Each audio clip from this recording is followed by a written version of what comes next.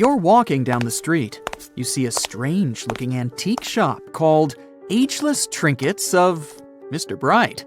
You're curious, so you enter there. You take a look at all the weird stuff. Suddenly, an old folded parchment paper catches your attention. It's a world map, but something's off with it. Instead of showing the countries as you know them, it shows the locations of 4 mythical lost worlds and civilizations. Mr. Bright, the shop owner, comes next to you after realizing your shock. This map won't let you find these places or anything, but I can explain to you the legends behind them if you want, he says. Let me begin with Atlantis. You might know it as Aquaman's underwater kingdom, but Atlantis, the fictional island, was actually first introduced in 2 of Plato's works. According to him, Atlantis was a highly advanced civilization that existed about 9,000 years before his own time, and its story had been passed down by poets, authors, and others.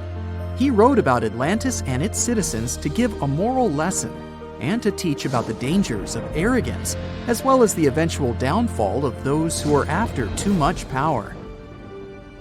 In his dialogues, Plato stated that Atlantis was a great and powerful empire that was respected in all parts of the world.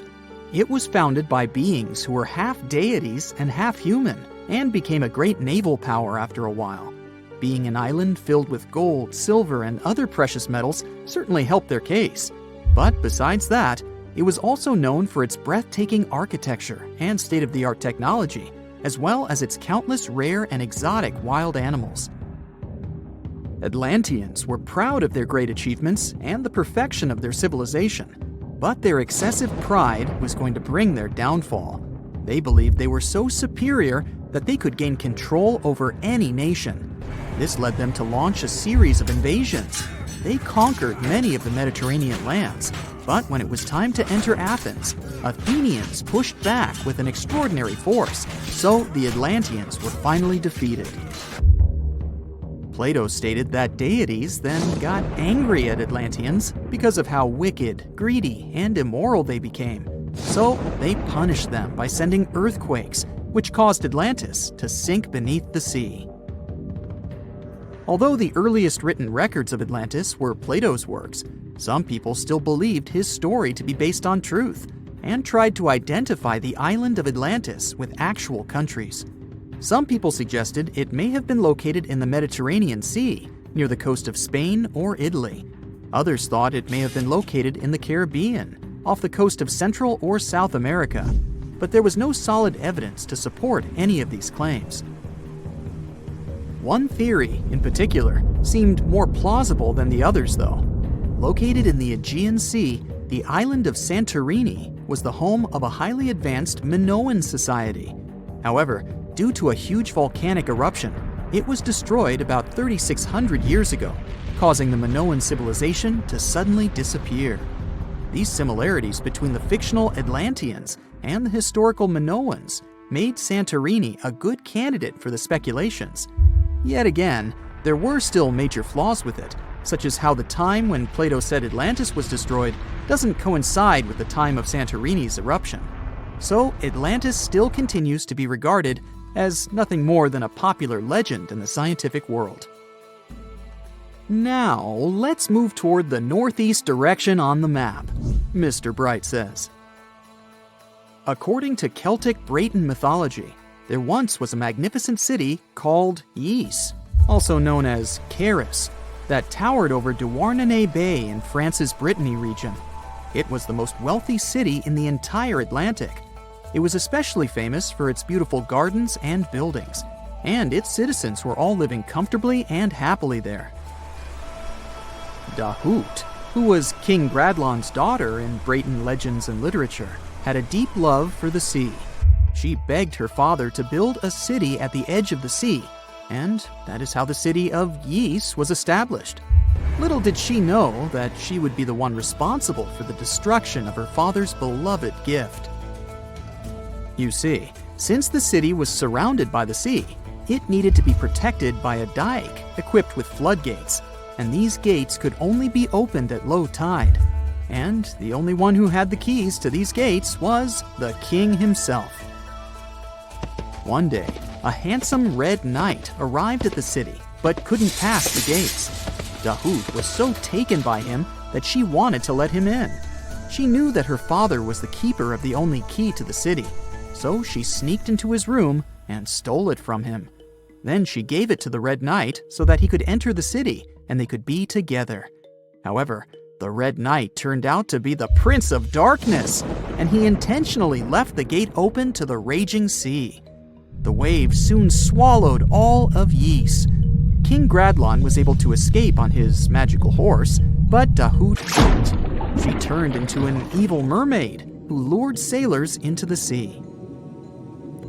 Today, if you go to Quimper, a city in Brittany, northwest France, you can find the statue of King Gradlon riding on his horse. Although the city of Ys is a legend, Brittany coast locals believe that on the days when the waters are calm, you can still hear the tolls of the city bells deep under the sea, if you listen carefully. Mr. Bright then points at the Indian Ocean on the map and says, "Now, have you heard about Lemuria?"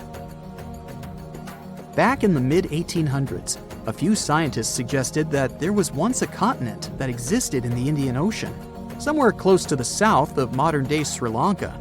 The first one to popularize this theory was the British lawyer and zoologist Philip Lutley Sclater. In his paper, The Mammals of Madagascar, he stated that he found lemur fossils in India, and not in Africa. However, this discovery was extremely shocking to him because of the fact that lemurs' original homeland, Madagascar, is much closer to Africa. He proposed that this was possible only if some larger continent connected the two once.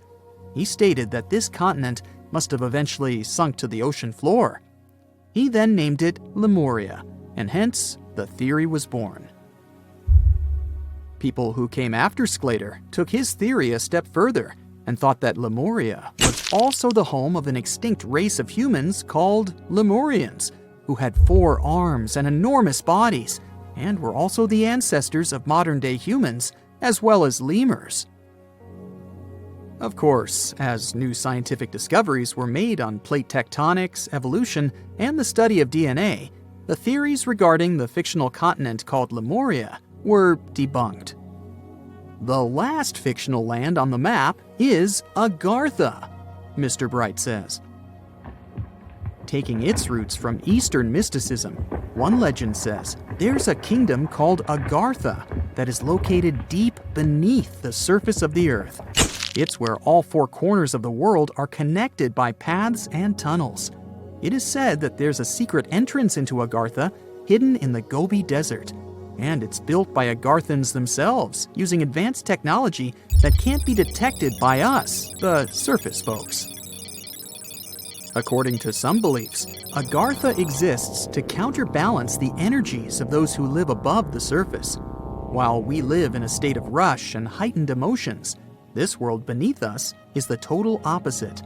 Some even say that those who escaped Atlantis fled here to continue their lives inside the Earth's core. And yet, others think it's actually a land that's crawling with all kinds of monsters.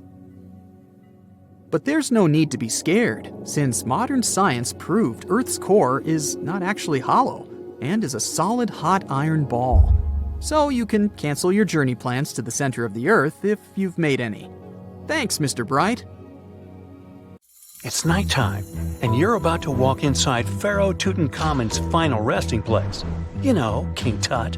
You don't have a torch, but at least you came with a flashlight. You walk down several flights of stairs and observe how the walls are carved in hieroglyphics and what looks like a spell. Those who take anything from this place will be doomed for life, the spell says.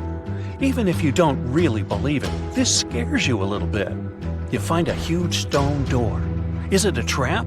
You manage to open it, but oh no, it's only an empty chamber. You check your map. It seems like you're heading in the right direction. After what feels like hours, you realize you must be trapped inside a labyrinth. You try to retrace your steps, but you can't find the door where you came in from anymore. That's it, you think to yourself. You've fallen for the pharaoh's trap. What's worse, you didn't bring a lunch. Okay, so we've all seen Hollywood movies where the main character is exploring ancient ruins and faces some seriously dangerous traps, right? We've been told Egyptian royalty protected their final resting places with venomous scorpions and snakes, sliding doors that will trap you for life, and giant rolling boulders that will crush anyone on their paths. The thing is, were these traps truly real? Well, I regret to be the one to break it to you, but this is all fiction. These elaborate traps were too technologically advanced for ancient civilizations to pull off. That is not to say, however, that there weren't any traps at all. Ancient civilizations, like the Egyptians and the Mayans, are known for their practice of building entire monuments dedicated to the ones who had passed away. These structures would often reflect the position of person occupied in society. So, for the really important people, the VIPs of their times, massive monuments were built to host their bodies long after they were gone. Some of these civilizations believed that a person's life would continue on the other side of the veil. For that reason, a person would be buried together with the belongings of their current life. If they had a lot of money and power and stuff, that meant their resting places would be filled with riches and gold. Now imagine if you lived in ancient Egypt and you knew exactly where all the pharaohs' tombs were located and had heard rumors of the amount of wealth kept in these places. Maybe you would be tempted to go check it out, right? We're talking about large rooms filled from floor to ceiling with golden artifacts, jewels, and even money. I mean, it does sound tempting. And since there weren't any security guards protecting the entrance of these places, Egyptians needed to get creative as to how they would protect these riches. These old civilizations found some traps to be useful. A recurring one was building empty rooms inside the monument to confuse a burglar. Now, let's take a look at Amenhotep III's final resting place as an example. It was built in the city of Luxor, in a spot also known as the Western Valley of the Kings. Two French engineers originally discovered the monument between 1905 and 1914 CE. The structure is huge and has more than 10 chambers, connected by long corridors and steep stairways. The King's Chamber is the most hidden one, and for an outsider to try and find it, they will probably enter a lot of empty rooms beforehand. Other pharaohs tried to protect their riches by commissioning monuments with false doors concealing pits that were up to 20 feet deep. This way, an unwarned and unwanted visitor would be surprised by the deep hole on their way to the king's resting chamber. Alongside false doors, pharaohs made sure to build labyrinth-style corridors and false walls. This way, robbers could take hours or days before they found the king's real chamber. As to pits with poisonous snakes on them, if there were any reptiles inside these monuments, they probably got inside on their own, and would most likely not stay there for long. There is no way snakes would survive years and years without food inside these pits. So yes, another Hollywood-induced belief right there. If these traps seem boring to you, archaeologists did find an interesting deterrent in the final resting place of the Red Queen of Palenque in Mexico. Palenque was one of the most powerful Mayan cities in pre-Columbian Mexico, and the Red Queen was believed to be the grandmother of the last Mayan king, undoubtedly a person of immense importance to the empire. In her honor, a huge monument was built to keep her body after her passing. The discovery of the tomb itself was already thrilling. Archaeologists found an ancient monument when digging at the site back in 1994. The first thing they found was a room with a hidden door. Once they opened the door, they discovered a long corridor. Finally, at the end of this corridor was the Queen's chamber. The team of archaeologists was beyond excited to unearth this chamber with the mummy of the Queen herself still inside it. They found her to be accompanied by her pearls, jade shells, and expensive rocks. But as the team explored the remains, they saw something rather strange. The room was filled with a red-colored powder. Researchers knew that the color red was important to the Mayan people, and that much of their clothing and buildings were decorated with this color. but they didn't understand why the queen was buried with this unknown red substance. After they took a sample back with them for further analysis, they discovered that the red powder was cinnabar, a very dangerous mineral. This powder, when inhaled, can cause, shall we say, severe health damage to a person. The team concluded that this could only be a trap for anyone trying to steal her riches. Okay, so dangerous powders might have worked as the most intense traps we've seen until now. But perhaps the cheapest way to keep out unwanted visitors was to advertise spells written out all over the monument. We'd probably laugh at these today, but back in the day, they were more or less effective. Spells usually said that the person who took anything from that place would meet a tragic fate.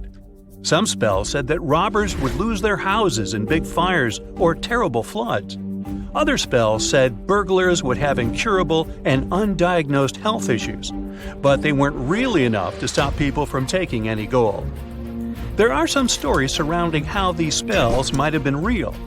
One of them is from the famous British Egyptologist Howard Carter, the one responsible for unearthing Pharaoh Tutankhamun's resting place in the 1920s. After months of unsuccessful digging, Carter discovered the tomb's existence by chance. He found the entrance to a stairway right beneath the soil where he had been searching all those months. With the help of a team, he cleared the piles of sand blocking the stairs and discovered a doorway. The door had several royal symbols carved into it, and Carter knew this could only mean a very important person had been buried there. And he was right. With a chisel, he made a hole in the top left-hand corner of the doorway and lit his vision with the help of a candle.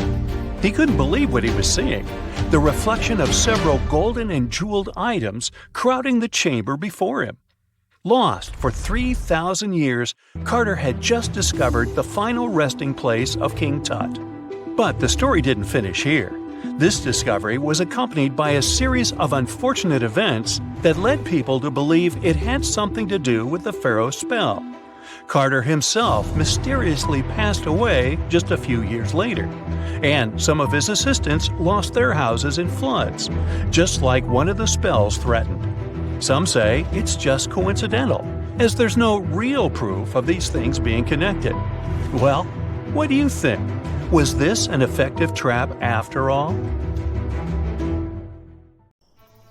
There are mysterious plasma bubbles floating around the pyramids of Giza. As bizarre as that might sound, let's get one thing clear right off the bat. There's nothing extraterrestrial going on here. Plasma bubbles are those weather anomalies that form in a layer of Earth's atmosphere called the ionosphere. This is an invisible layer surrounding our planet that stretches roughly from 50 to 400 miles above Earth's surface, right at the edge of space. In this layer, the sun, being the giant hot power that it is, basically cooks gases, splitting them into electrically charged particles called plasma. Here's where it gets interesting. At night, especially near the equator, these charged particles get disturbed, and when a bunch of them suddenly vanish at the same time, it forms what we call a plasma bubble. Imagine it like a big empty pocket where the plasma is missing or its quantity is lowered. But it's only considered a plasma bubble if this phenomenon occurs on a large scale, typically around 62 miles in size. If you're already packing your suitcase for Egypt and have put binoculars to look at the tips of the pyramids, I'm sorry to say that we can't see these plasma bubbles with the unaided eye. It's all happening way above our heads, completely invisible to us. Scientists need to use special equipment, like the Latitude Long Range Ionosphere Radar, or LARID, to detect these bubbles. This advanced technology helps researchers track and observe the movement and formation of plasma bubbles in real time. This formation, by the way, can be triggered by solar storms. That brings us to November 2023, when an impressive solar storm occurred. On a scale from 1 to 5, this one was classified as a G3, which is considered a strong event. Solar storms occur when sunspots are basically cooler, darker areas on the sun's surface, release bursts of energy into space. These flares triggered several geomagnetic storms on Earth. While this might sound like doomsday stuff, it didn't disrupt our daily lives too much. In fact, it was great news for skywatchers, since the solar storm created stunning auroras, with the northern lights visible as far south as Greece and Turkey. But this particular storm in 2023 also had another interesting consequence. It caused the largest plasma bubble ever recorded by the Chinese radar. This phenomenon was so massive that it covered regions as far apart as the Egyptian pyramids and the Midway Islands in the Pacific Ocean. Now that's a huge distance, and it is a big deal for science. And that's because plasma bubbles are a growing threat to modern technology. Experts say they can disrupt satellite communications and GPS systems. So if you're using Google Maps or Waze and suddenly it can't figure out where you are, a plasma bubble might be to blame. Great. We now know what's going on with those bubbles, detected above the pyramids of Giza. But things get even weirder inside this ancient construction. Apparently, the Great Pyramid of Giza has the ability to concentrate electromagnetic energy within its interior. A couple of years ago, a group of researchers decided to see what would happen if they took this ancient architecture and hit it with radio waves. I mean, waves that are similar to the kind your phone uses, but on a much larger scale, up to 1,900 feet long. But since they couldn't just start blasting radio waves at the actual pyramid, they did the next best thing: computer modeling. Using these simulations, the researchers discovered something incredible. The Great Pyramid can actually concentrate electromagnetic energy within its internal chambers, as well as underneath its base, where an unfinished chamber is located. By concentrate, I mean something like trap it. For example, when you shout into a cave, you hear your voice echo back, right? The sound waves don't just disappear, they bounce around and get focused. Similarly, when radio waves hit the pyramid, they don't just pass through or around it. Instead, they get absorbed, bounce around, and focus inside and underneath the pyramid. Our list of mysterious phenomena surrounding the Egyptian pyramids doesn't end there. Inside the pyramid, there's a long, narrow passage that leads to what's known as the King's Chamber. This room sits at the center of the pyramid, and it's believed to have been the final resting place of Pharaoh Khufu, the ancient Egyptian leader who commissioned the entire thing over 4,000 years ago. When visitors step into the King's Chamber, two things normally strike them: the room's incredible acoustics and its heavy, imposing structure, which is entirely lined with red granite. Recently, scientists have started to connect these two facts. Some researchers now believe that the King's Chamber might be able to catch or pick up sound energy generated from other parts of the pyramid. In other words, this room might have been designed to amplify sound in a way that no other chamber in the pyramid can. To test this theory, researchers conducted an experiment where they sang in the Queen's Chamber, which is located directly below the King's Chamber. Here's where it gets wild. The music couldn't be heard in the lower underground rooms of the pyramid, but it sounded loud and clear in the King's Chamber. One possible explanation for this is the type of stone used in the King's Chamber: pink granite. Granite is known for its piezoelectric properties, meaning it can absorb energy from its surroundings, like sound vibrations, and convert it into electrical energy. This suggests that the chamber's unique acoustics might be due to more than just the shape of the room. It could be that the granite itself plays a role in amplifying and concentrating sound waves. According to scientists, these discoveries open up a whole new field of research into the pyramid's potential. Could the ancient pyramids have somehow harnessed the energy created by sound waves, or even Earth's natural vibrations? It might sound far-fetched, but considering the granite's piezoelectric properties are well documented in modern science, it's not entirely impossible. Who knows? Maybe we've only just scratched the surface of what the pyramids were truly capable of. Speaking of just scratching the surface, there's even more to think about, like how the pyramids ended up in such a perfect location. It seems the builders lined up the Great Pyramid with the cardinal points, meaning its sides are almost perfectly aligned with the four main directions: north, south, east, and west. There are many theories about how they did it, but one study suggests that Egyptians might have used the fall equinox to achieve this perfect alignment. During the equinox, the sun rises and sets directly in the east and west. It probably made it easier for builders to use the sun's position as a guide. By watching the sun during this time, they could make sure the pyramids were positioned just right. If we think about all these strange things about the pyramids, I mean their perfect alignment, the ability to concentrate radio waves, and the materials used in the chambers that might generate electrical energy, could the real purpose of the pyramids actually be much more complex than just being tombs?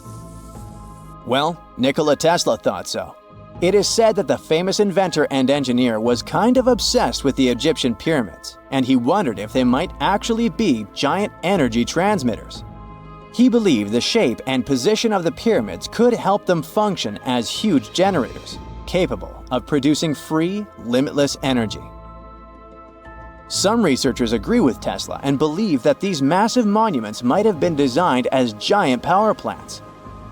According to their theory, builders could have figured out how to move ions, those electrically charged particles in the atmosphere, by placing materials like copper, gold, and silver around the pyramids.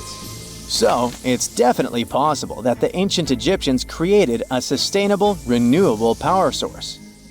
Although this is a very interesting thought, we haven't been able to confirm this theory, and the true purpose of the pyramids remain one of humanity's biggest mysteries.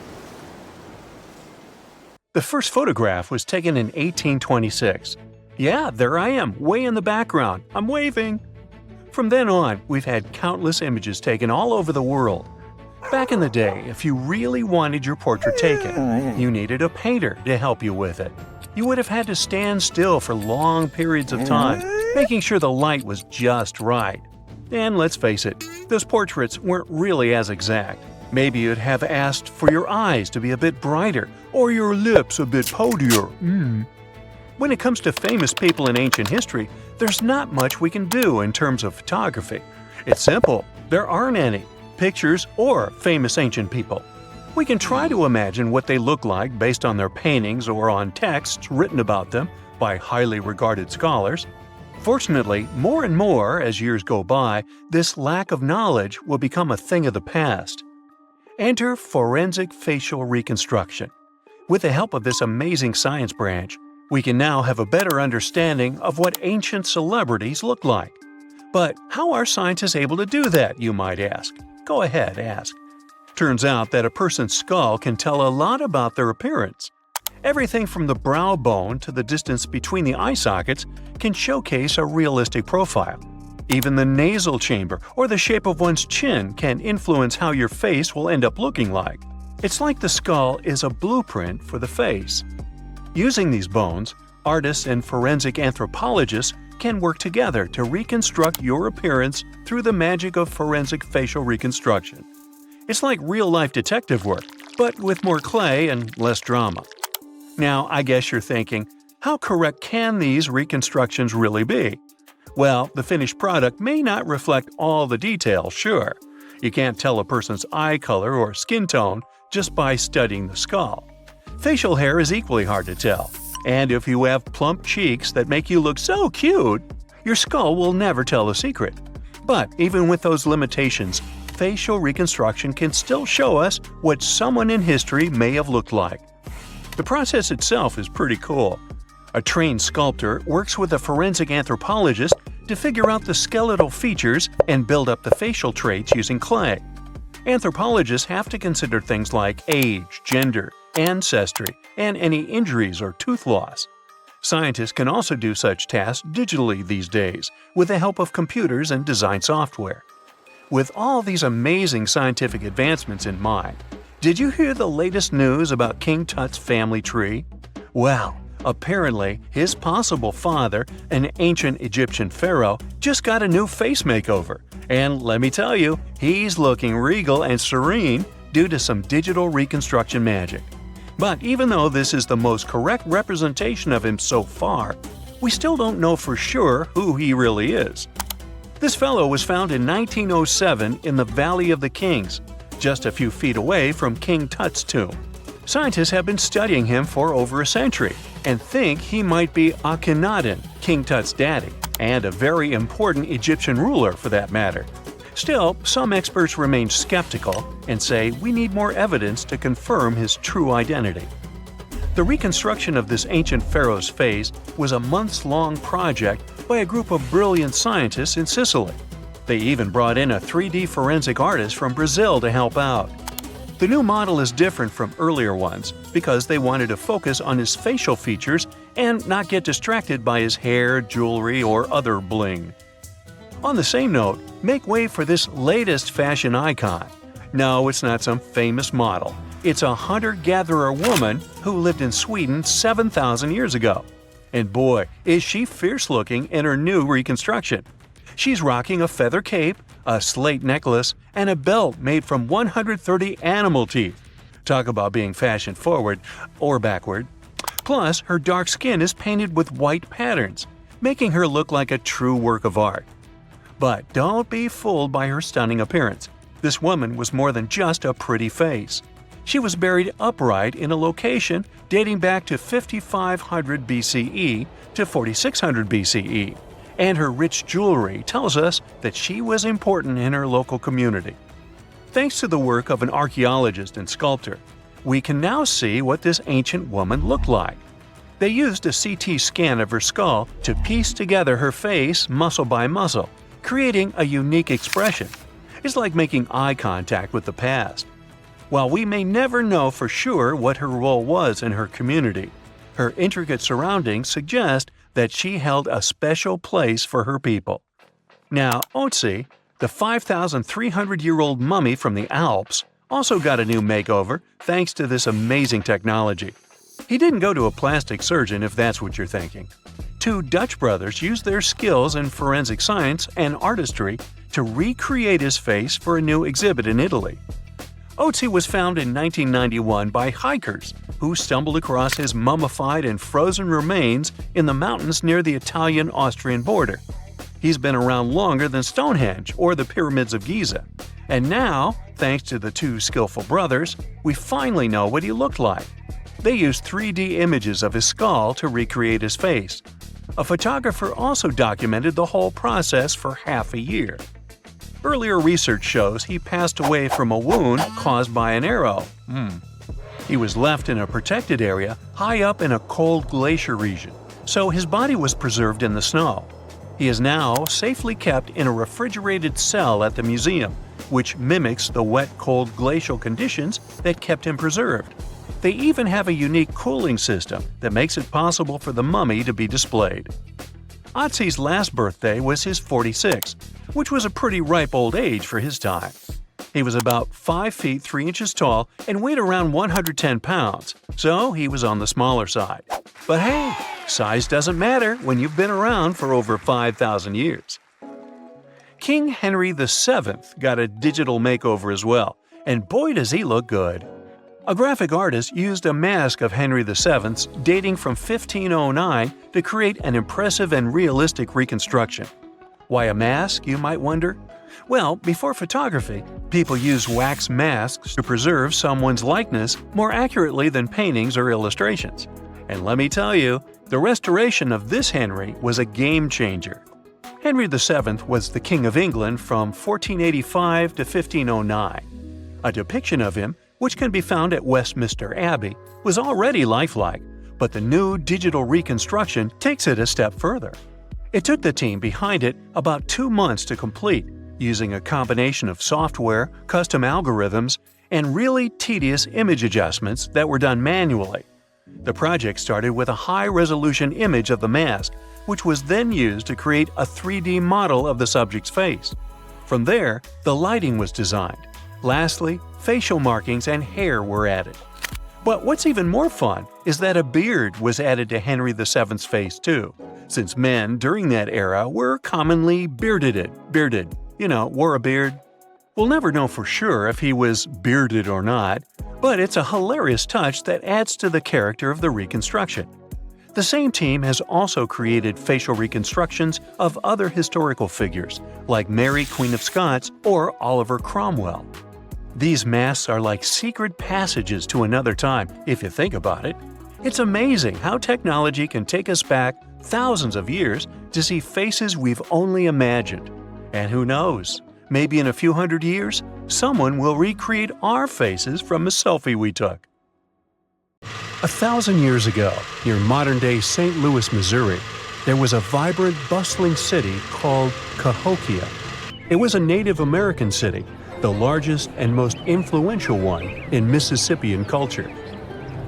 At its peak, around 1050 BCE, Cahokia was home to as many as 30,000 people, making it larger than Paris at the time. But what's interesting is that Cahokia didn't have any big marketplace.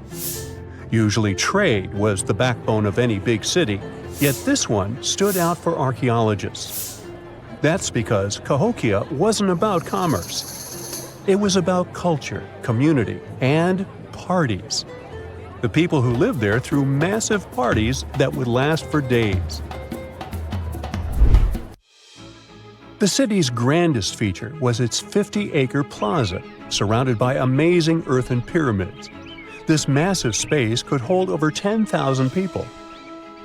Imagine them all gathering there for festivities, dancing, drinking coffees and teas, feasting on deer, and betting on sports. The events were super lively. Cahokians would wear awesome costumes, style their hair in interesting ways, and decorate their bodies with tattoos. Athletes were playing a game called Chunky, where they hurled spears at a rolling stone disc, competing to get as close as possible. The roar of the crowd filled the air, and performers showed off their skills. These celebrations were so wild, they left traces in history. After the parties ended, Cahokians cleaned up by tossing leftovers into pits. Archaeologists have uncovered these waste pits, and they were filled with food remains and pottery. One pit alone contained the remains of 2,000 deer, and that's from a single event. They also found traces of yaupon holly, a caffeinated plant that was traded from hundreds of miles away. This just shows how much effort and thought Cahokians put in their celebrations. Would you like to live in a city like this? But aside from all the fun and games, Cahokia was also deeply complex and spiritual. The city was built on a landscape that mixed dry land with swampy patches. Many people believe that this symbolized the connection between the world of the living and the dead. The people of Cahokia saw their city as a bridge between these two realms. They built earthen mounds, both for ceremonies and rituals, and as construction support. These mounds rose from the swampy areas. Meanwhile, people settled in the drier spots. Elevated pathways connected these neighborhoods, creating a physical link between life and death. Isn't it sad that some ancient metropolises that rival modern cities in scale just disappeared? Cahokia's story came to a quiet end around 1350 CE, when the city was abandoned, all due to changes in environments and weather, floods, and other problems. But the influence of Cahokia was so big, it spread to distant places. Some of their traditions, like Chunky and Yaupon tea, have survived in native communities to this day. Today, Cahokia is a UNESCO World Heritage Site, and it's not the only megacity we lost. About 5,000 years ago, people in the Indus Valley built some of the world's first cities. Mohenjo-Daro was an ancient city in what is now Pakistan. The city was built around 2500 BCE, and back then, it was a thriving hub of the Indus civilization. Sure, it was much smaller than modern cities, but it was quite huge at the time, around 40,000 inhabitants. It looks like the locals were crazily strict and disciplined people. The city's planning and organization were incredible. It was laid out in a grid pattern. Streets and important buildings aligned along the north-south axis, probably to match the movement of the sun and moon. They also built one of the most advanced systems for water and waste management of their time. The city had about 700 wells. Nearly every house had its own. Most homes also had private bathrooms with drainages and even underground sewers. This shows how skilled these people were at staying clean. And with all this discipline, it looks like there were no kings, queens, or even a central government. They could still have some authority, like local elites or elected officials, just not a classic strict monarchy or religion. Instead, people there cared about simplicity and order. They basically managed themselves, having standardized ways of doing things, from the way tools and potteries were made to how they traded. Which is why, unlike many other cities, Mohenjo-Daro didn't have grand palaces, temples, or monuments. Instead, they had public areas known as citadels. People gathered at citadels for rituals, meetings, and storage of grain. And it seems like this way of life worked perfectly. Scientists found some seals and weights, which means the economy was well regulated. Archaeologists found some intricate artifacts like ivory, lapis lazuli, carnelian beads, and gold jewelry. Another famous find is the small bronze statue known as the Dancing Girl, which was discovered in 1926. Mohenjo-Daro wasn't poor at all. And they also pulled off some awesome buildings. Staying clean was clearly way more important to them than displays of wealth or power. So they created the Great Bath, one of the most famous structures in the city. It's a large, watertight pool built with baked bricks, perched on a mound of earth, being almost a religious place, the closest thing they had to a temple. Meanwhile, the city itself was built on a series of mounds. They grew taller over the centuries as people added new houses and structures. Why did the city fail? No one really knows. There's something mysterious about the sculptures archaeologists found. Many of them seemed intentionally broken. This means the city's later inhabitants, maybe invaders or something, destroyed them for some reason. Some scientists think that the Indus River may have shifted course, disrupting agriculture and trade. But there's no evidence of a flood or any big event like this. It just seems like, over time, the entire Indus civilization just gradually faded away. By 1900 BCE, the culture had shifted and didn't leave much behind. Let me tell you now about the ancient city of Kos, which is located where the modern town of Kos now stands in Greece. Imagine arriving by sea, and the first thing that hits you is the sheer grandeur of its agora, this massive public square built with stones in different colors, laid out on terraces that rise above you. It was one of the biggest in the ancient world, and it made a great impression on anyone approaching the city. This place has a rich history, dating back to around 2300 to 2200 BCE. A long time ago, local folk gathered up from different parts of the island to form a new city in the northeast. People have lived there since the Bronze Age, and over time, it became a super important center of culture and trade. And no wonder, since it's right near a natural harbor. The harbor was sheltered by two breakwaters, and people built some of the most important religious sites there, including the sanctuaries of Aphrodite and Hercules. Kos wasn't just beautiful, though. It had some brilliant design. The whole city was laid out in a neat grid, with streets crossing each other at perfect right angles, literally looking almost like a modern city. Thanks to this, moving around was super easy, and the blocks, or insulae, were big enough to fit several large houses. Kos remained largely unchanged until the 6th century CE. Over time, it started gradually shrinking in size, confined within the walls of what is now the Chora neighborhood. Meanwhile, Palmyra was an ancient city built around a beautiful oasis sometime around the 3rd millennium BCE. Originally known as Tadmor, this city flourished as a major stop on the Silk Road, linking the Near East with Asia. It was a thriving center of trade and culture. They had a marketplace, assembly buildings, grand gates. In other words, this place was bustling with life. The city has been through many hands throughout its history, from the Byzantine to Arab caliphates, which is probably why it had some awesome architecture.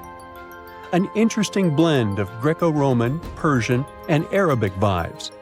The Temple of Bel, the Great Colonnade, and a Roman-style theater. But, like all the others, it decayed over time. Palmyra's importance faded, and by the early 1400s, it had been largely destroyed. But at least its ruins remain. Right now, they're a UNESCO World Heritage Site. Back in December 2012, a lot of people were freaking out over the idea that the world might end in some catastrophic event. And it was all thanks to the famous Maya calendar.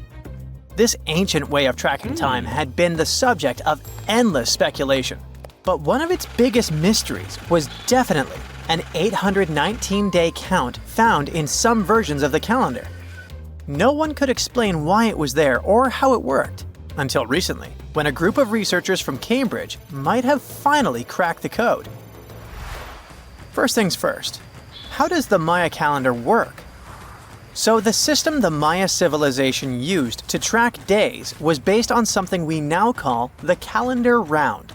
Think of it like 3 interlocking gears. These are 3 cycles working together. The first is a 365-day solar year, known as Hab. The second is a cycle of 20 names. And the third is a cycle of 13 numbers, which forms a 260-day sacred calendar, called Solkeen. Just like we'd say something like December 25th, 2025, they named their days based on how these 3 cycles lined up. For example, here we have the day 3 Manik and the 14th of the month Hop. It takes 52 years for the 3 cycles to align in the same way again.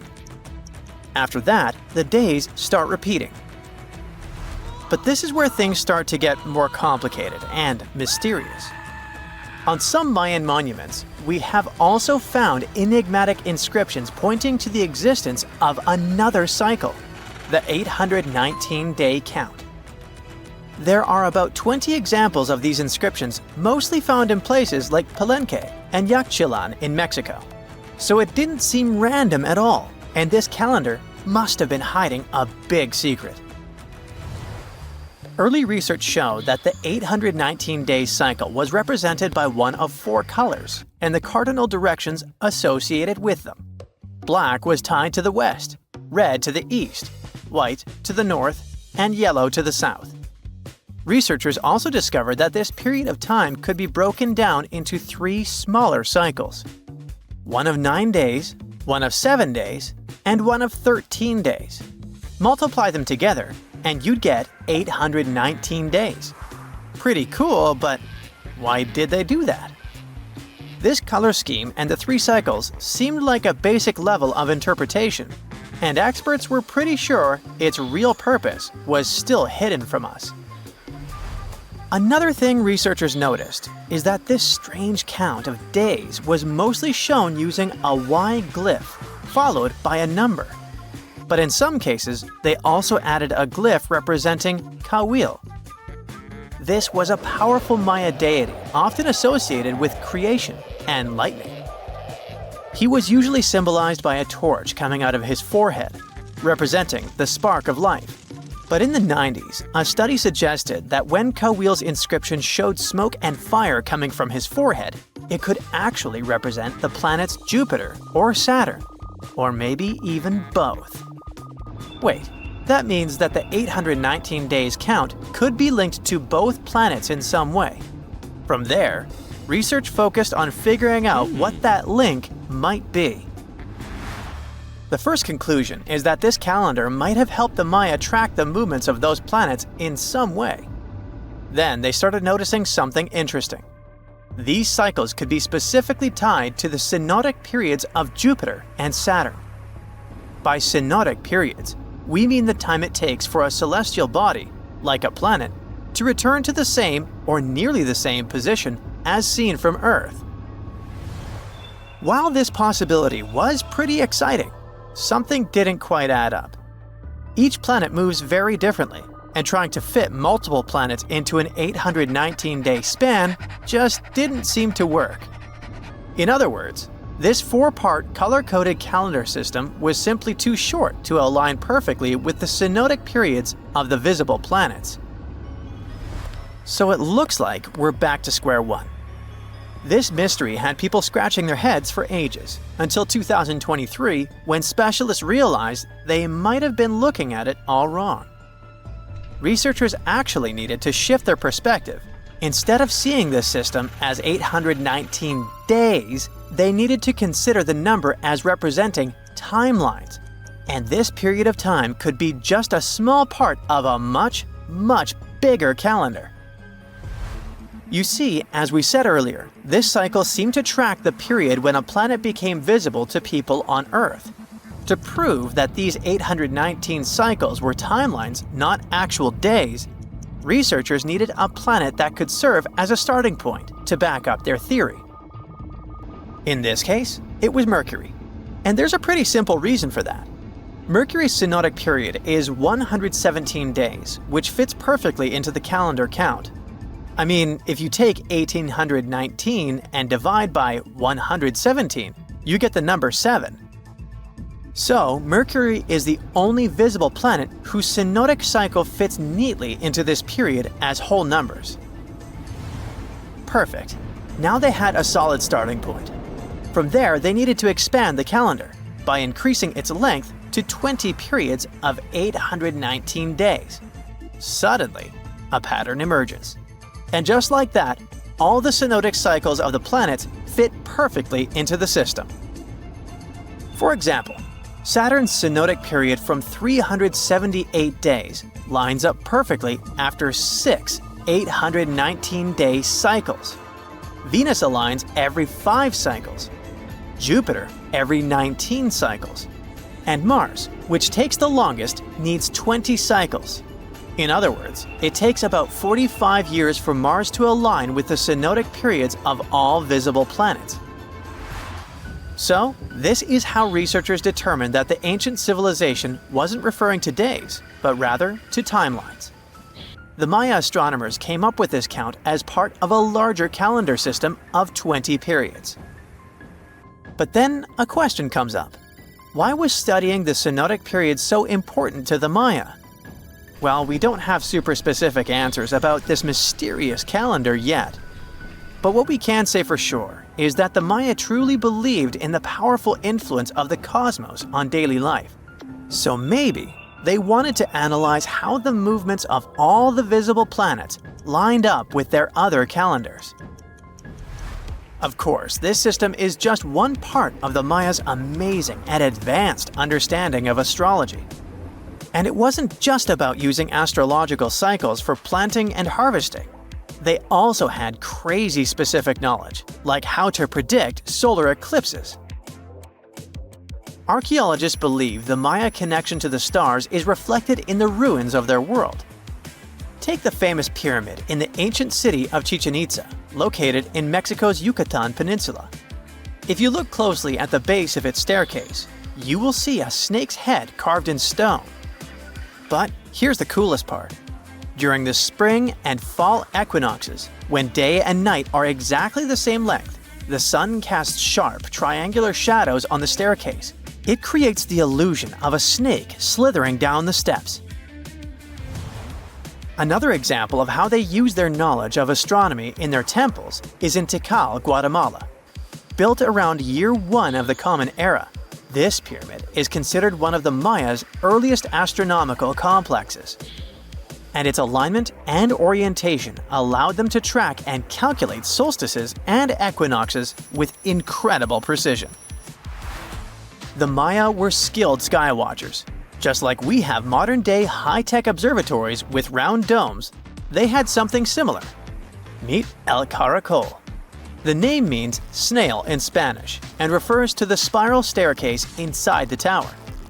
Built around 906 Common Era, it was the perfect place to observe all the changes in the sky and track the movements of the sun, moon, planets, and stars. Unlike us today, with our telescopes, satellites, and advanced tools, the Maya relied entirely on naked eye observation, and that makes their achievements even more incredible. Ooh, so check this out. Researchers just found some super old footprints from a family of extinct humans, like we're talking 300,000 years ago. The prints belong to a group of Homo heidelbergensis. Ooh, that's a tough one, but I nailed it. So those dudes were pretty advanced for their time. They were building homes and hunting big animals. But unfortunately, they couldn't handle climate change and disappeared about 28,000 years ago. No, they weren't sissies, trust me. The weather was really tough back then, and they couldn't just go grab a down jacket like you do. So, the University of Tübingen crew made the discovery in Germany, where they found the perfectly preserved prints in a forest by a lake. Apparently, elephants, rhinos, and other critters used to come relax by the lake, and so did this Heidelberg family. The scientists believe they were probably just a family outing rather than a group of adult hunters, since there were little kid footprints too. And depending on the season, they could munch on plants, fruits, leaves, shoots, and mushrooms around the lake. Experts even found tracks from an extinct elephant species that used to weigh up to 13 tons. Now, can you imagine seeing one of those in person? Just so you know, 13 tons is about 45 times as heavy as a pig. Oink. They were digging around in Schöningen when they stumbled upon some elephant tracks that were 21 inches long. That's like the length of a really big ruler. They even found wood fragments in the ruts that the elephants had left behind. But wait, there's more. They also found a rhino print from the Pleistocene era, which is pretty wild. It's the first time they found a footprint from this particular species in Europe. Who knew rhinos had such big feet?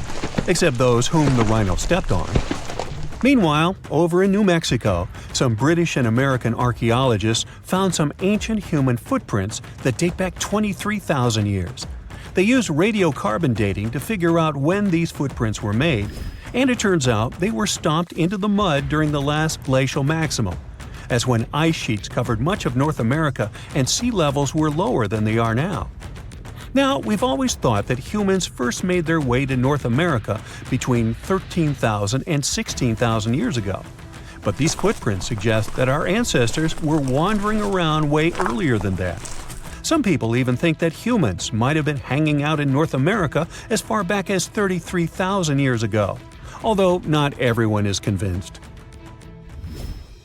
Alrighty, if there were footprints, there must have also been some shoes too, am I right? Well, researchers may not have found signature Gucci loafers, even though they've been around since 1953, but they did find a cave in Armenia full of ancient artifacts from the Copper Age. And guess what? Those artifacts included a seriously well-preserved shoe that's now the oldest footwear ever found. That footwear was made from a single piece of cowhide leather, which is pretty rare today, despite all the fancy schmancy technological upgrades we've got today. Talk about premium quality. Currently, the coolest modern-day designer shoes are trying to copy this hole-cut technique. The shoe was also rubbed with some kind of plant or vegetable oil for extra durability, and it even had shoelaces that crisscrossed through a series of holes, just like our beloved sneakers today. The shoe was about the size of a woman's US 7, so we're guessing it was tailor-made for some fancy-pants wealthy person. Can you imagine rocking these feet whips back in the day? They were possibly the talk of the town. Now, since we're talking about shoes, have you ever had that gross feeling when you step in something sticky? Especially if you're wearing a brand new pair of white sneakers? No, not what you're thinking. I'm talking about chewing gum. It's a total buzzkill to have it stuck to your shoe. A super cool British archaeology student named Sarah Pickett found a 5,000-year-old piece of Neolithic chewing gum made from birch bark tar while on a dig in Finland. It even had tooth marks in it. Who knew our ancestors were into chewing gum too? Apparently, birch bark tar has antiseptic properties, so it's believed that Neolithic peeps chewed it to help treat mouth and gum infections. So it looks like people have been spitting out gum since the beginning of time. Ah, what a tradition. Prehistoric designers had way more than just shoes to offer to prehistoric fashionistas. You're not going to find such a statement piece in the mass market, and I'm not sure about high-end boutiques either. Yep, it's supposedly the oldest purse ever found, and yep, those are dog teeth used as decorations for a handbag. According to one of the archaeologists, these teeth were all the rage back in 2500 BCE. People were putting them on everything, from clothes to jewelry. But this particular handbag was something special. It had over a dozen sets of teeth and was super fancy, which means whoever owned it was perhaps a VIP. Unfortunately, the purse itself didn't survive the test of time. All that's left are these teeth, pointing in the same direction and looking like a modern-day handbag flap. It must have been truly chic back in the day, but it's a good thing we've moved on to more humane materials for our accessories.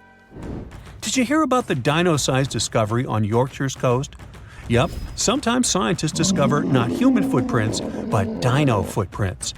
This time, they found a record-breaking dinosaur print that could have been left by a predator taking a break 166 million years ago. Can you imagine a T-Rex lounging on the beach with a smoothie in hand? This 3-foot-long fossil, spotted in Burniston Bay near Scarborough, is the largest ever discovered in the region. The team of researchers who studied the track concluded that it was made by a giant carnivore like a megalosaurus. That's one big and hungry dino. The footprint is the largest made by a theropod, which is a group of bipedal dinosaurs that includes the infamous Tyrannosaurus rex. So, we're talking about some seriously big and scary creatures here.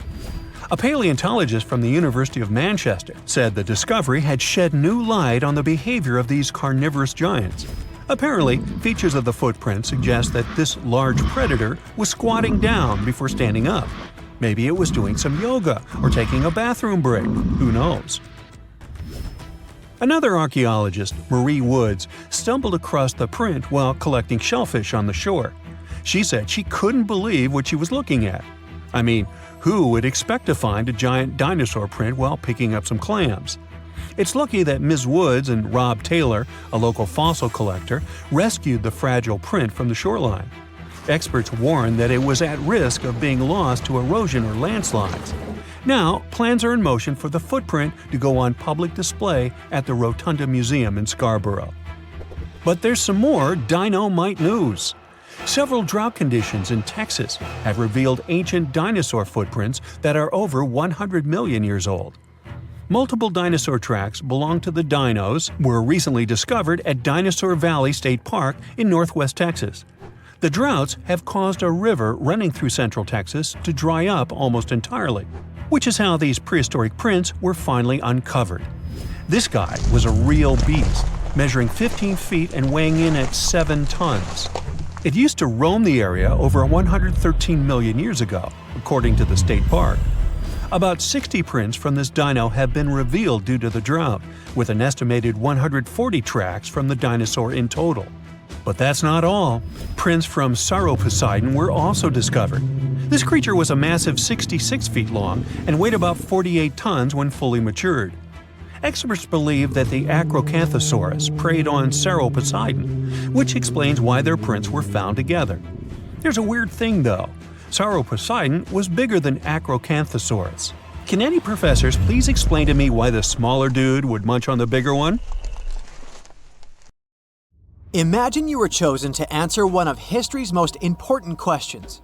What was the first civilization on Earth? The job description is simple, yet the task is extremely challenging. You need to unearth the proof of the world's first official civilization. Was it the Sumerians in Old Mesopotamia? Or was it the ancient Egyptians spread out along the Nile River? Not to make you nervous or anything, but history is quite literally in your hands. Good luck! Since you can't turn back the clock and visit Old Mesopotamia to get the answers to your questions, you'll need to research museum databases in order to get some clues. First things first, we need a definition of what is considered a civilization. It's not just thousands of people grouped together and living harmoniously. There are some key elements that together make a group of people a civilization. Like, for example, the domain of urbanism, aka city building, irrigation systems, and writing. You decide to begin your search by diving deep into the history of the Sumerians, which today hold the position of the world's first civilization. Now, imagine being the first of your kind. This means having no external examples. Rather, it means starting from scratch. First thing you'll need? A piece of land. And since there were no active water companies in the world at that time, you'll need a piece of land with easy access to water. So, the Sumerians settled between two major rivers, known as the Euphrates and the Tigris in southern Mesopotamia around 5000 BCE. Fun fact, Mesopotamia translates to the land between two rivers. On a modern-day map, it's more or less where Iraq is situated today. Together with land, a civilization needs ways to get food. The Sumer civilization had to face a dry and hot climate, but they managed to make agriculture thrive in the region. By diverting river waters and creating reservoirs and dams, the Sumerians allowed for a series of settlements to emerge across Mesopotamian plains.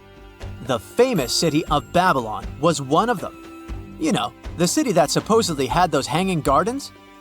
I say supposedly because no definitive proof of the real existence of this monument has ever been found. However, it was considered one of the 7 wonders of the ancient world, and cited as a remarkable feat of engineering in an ancient book published around 290 BCE. Although no record was found of the Gardens of Babylon, the Sumerians were recognized as extremely skilled builders. Their cities were filled with mud brick constructions, and the most impressive ones were known as ziggurats, stepped pyramids that were built for spiritual purposes. The Sumerians built a trade network to supplement scarce resources and started to exchange goods with civilizations rising nearby, like Anatolia and Egypt. The beginning of trade was what drove the Sumerians to develop what is believed to be the world's first writing system. It began as a simple system, likely dating back to 3400 BCE. In this system, each syllable was represented with a drawing. Later, it gradually evolved into a fully formed cursive writing system. Don't believe me? Take a look at this piece from the Babylonian times. This huge basalt plaque is called the Hammurabi Code. It's known to be humanity's first collection of written laws. As far as the story goes, it was carved in volcanic stone around year 1760 BCE. Look at the precision of these carvings. It's quite astonishing. But the content is also surprising, since these 282 rules vary from commercial regulations to strict laws of justice. The thing is, historians don't have a consensus on whether the Sumerians were really the first ones to invent writing. Some think it might have been old Egyptians. Let's pause here. Ancient Egyptian settlements are believed to have started around the year 5500 BCE, which is earlier than the Sumer civilization. But remember I said a civilization needed a few things before it was considered as such. Ancient Egypt consisted of several smaller city-states, such as Memphis, Abydos, and Thebes, spreading out along the Nile River. It wasn't until 3000 BCE that Egypt was unified under one kingdom and lasted as an empire until nearly 1000 BCE. Although there is no consensus on this, some Egypt experts believed that it could have been Sumerian immigrants that founded early Egyptian settlements. The proof could be the presence of cylinder seals made of hard stone, something that was widely used in Sumer. These seals were used to guarantee authenticity in legal transactions, but it's hard to say whether this method was introduced by Sumerian immigrants or simply by trade. Since the time period is not one of the criteria we can use to determine who came first, we'll have to turn to something else. But what? Like the Sumerians, the Egyptians were also highly skilled builders. Duh, they built the famous Giza pyramids and many others all over their territory. In order to enhance their building techniques, they delved into developing a more profound understanding of mathematics. They developed a new form of measurement called the cubit, which was the equivalent of an arm's length. The Great Pyramid, for instance, is 440 cubits per 440 cubits. They were also innovative astronomers, combining their mathematical skills with attentive astronomical observation. They were the first civilization to use a 24-hour division of the day. And they even created a solar calendar, which was the first dating system in history to feature 365 days in 1 year. Okay, it's undeniable how impressive they were. But some experts say that the dispute has to be settled through the comparison of their writing systems. Hieroglyphic writing, the first Egyptian style of writing, is said to date back to 3000 BCE. It was a composition of over 700 symbols, which were carved in stone. For a long time, researchers believed that the Sumerian writing had come before Egyptian, but in a recent discovery made by Yale researchers claims otherwise. Archaeologists have discovered a panel of 4 signs that are believed to have been written around 3250 BCE. Oh, and they've also found another rock drawing depicting a pregnant elephant that can date back to 4000 BCE. Now, there's also a third possibility that fewer people seem to mention: the Indus Valley civilization, also known as ancient India, located around the area of modern-day Pakistan and India. The Indus Valley civilization is also a contender for the oldest civilization due to the uncertain historical origins of the Hindu collection of texts known as the Upanishads. The Indus Valley civilization flourished around 3000 BCE, but records show that people in the Indus Valley were trading with Mesopotamians as early as 3500 BCE. Now, wait a minute. How is it possible? No, they weren't time travelers. This isn't a sci-fi movie. There already were agricultural settlements in the area that were slowly growing into bigger cities, such as Harappa and Mohenjo-daro. Ancient Indian cities were sophisticated, filled with baked brick homes built in a grid system. These ancient cities even had draining and sewage systems that connected most homes and used gravity to carry waste outside of the city. They were pretty advanced. They were also an extremely religious civilization, and Hindu beliefs were at the center of their practices. Despite that, their cities weren't filled with spiritual buildings. Actually, Mohenjo-daro's most important building was a public bath. Interesting, huh? Now, why can't we know if they were the oldest civilization on Earth? Even if some historians suspect that the origins of the Indus Valley people can be traced back to 5000 BCE, there is no concrete evidence of this, only speculation. The best proof we have is the Upanishads.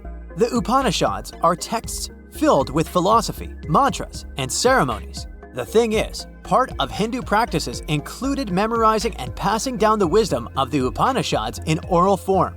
So it took a while before it appeared as a written script. Well, I'd say historians aren't really sure what was the world's first civilization. We can only guess at this point, but who knows what new discoveries might reveal.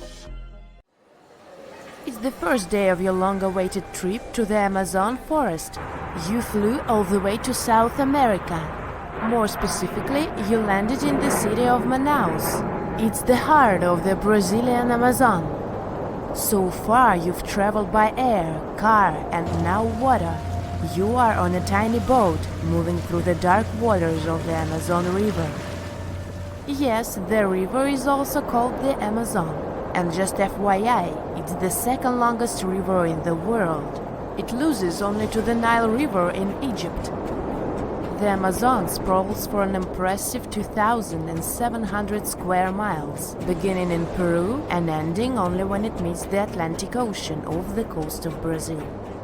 To get a closer look at the forest, you decide to start by exploring it by boat. First up, you watch some piranha fishing. You can even try to catch one yourself if you like. As you may know, piranhas are carnivorous fish that inhabit the Amazon River, so it might not be your best option to go swimming in these waters. One of the most emblematic species of alligators present in the Amazon River basin is the broad-snouted caiman. It looks pretty much like a regular alligator, except for the fact that it has a yellow chin. Your guide leaves the boat and searches the water to show you a caiman up close. He also tells you of another legendary creature that lives in the dark waters of the river, the pink dolphin. Lucky you get to witness a family of pink dolphins showing their fins near your boat. They look magical from the place where you're sitting. You've probably never known dolphins can be pink, huh? After a few mesmerizing moments, you discover that the dolphin's pink color is nothing but an illusion. The animals are originally pinkish-gray, but due to the brown colors of the Amazon River, they look vivid pink when you stare at them from above. Your guide tells you that the pink dolphin is a central character of Brazilian folklore. Locals believe that the pink dolphins can turn into humans and wander off into towns at night. You get off your boat near one of the entrances to the forest. Now you're going to continue your trip on foot. Your guide says that you are venturing into very dangerous terrain. The Amazon is home to some of the creepiest species of wildlife on the globe, but don't worry, we'll get to see a lot of them today. You've come prepared, of course. Bug spray, a raincoat, and your sharp eyes. Inside the jungle, you need to be alert at all times. You may have heard legends of the anaconda, a snake that can swallow animals as big as a cow in one go. Sorry to break it to you, but those are not just legends. Reptiles like these do actually exist. They live deep in the jungle. Is it right there, moving between the trees? Is it a spider? The so-called Goliath bird-eater is a monster spider. Its legs can grow up to a foot in length, and the spider itself can weigh around 6 ounces. It's also known as the king of tarantulas. You shouldn't get too close, of course. It's not venomous to humans, but its bite can surely sting. As its name suggests, the Goliath bird-eater can even eat birds, as long as they are smaller than it is. Up next, you run into another species of spider that draws your attention. This one is so tiny that you almost don't see it. It's known by the popular name of the decoy spider. You see one of its creations, a gigantic spider built by the tiny Cyclosa spider in order to scare off large predators. This is as amazing as it is creepy. A spider that uses the remains of other insects and dry leaves to create the image of a large spider on its web. If it fools predators, perfect! But to us humans, this work of art looks almost endearing. Who knew there were artists in the arachnid world? Near a small lake, you witness a unique scene. A large snake is slowly slithering its way toward a lizard that is resting on a rock. The lizard seems obvious to the presence of the dangerous reptile, but right as the snake is preparing to attack, the lizard flies the scene in its iconic way.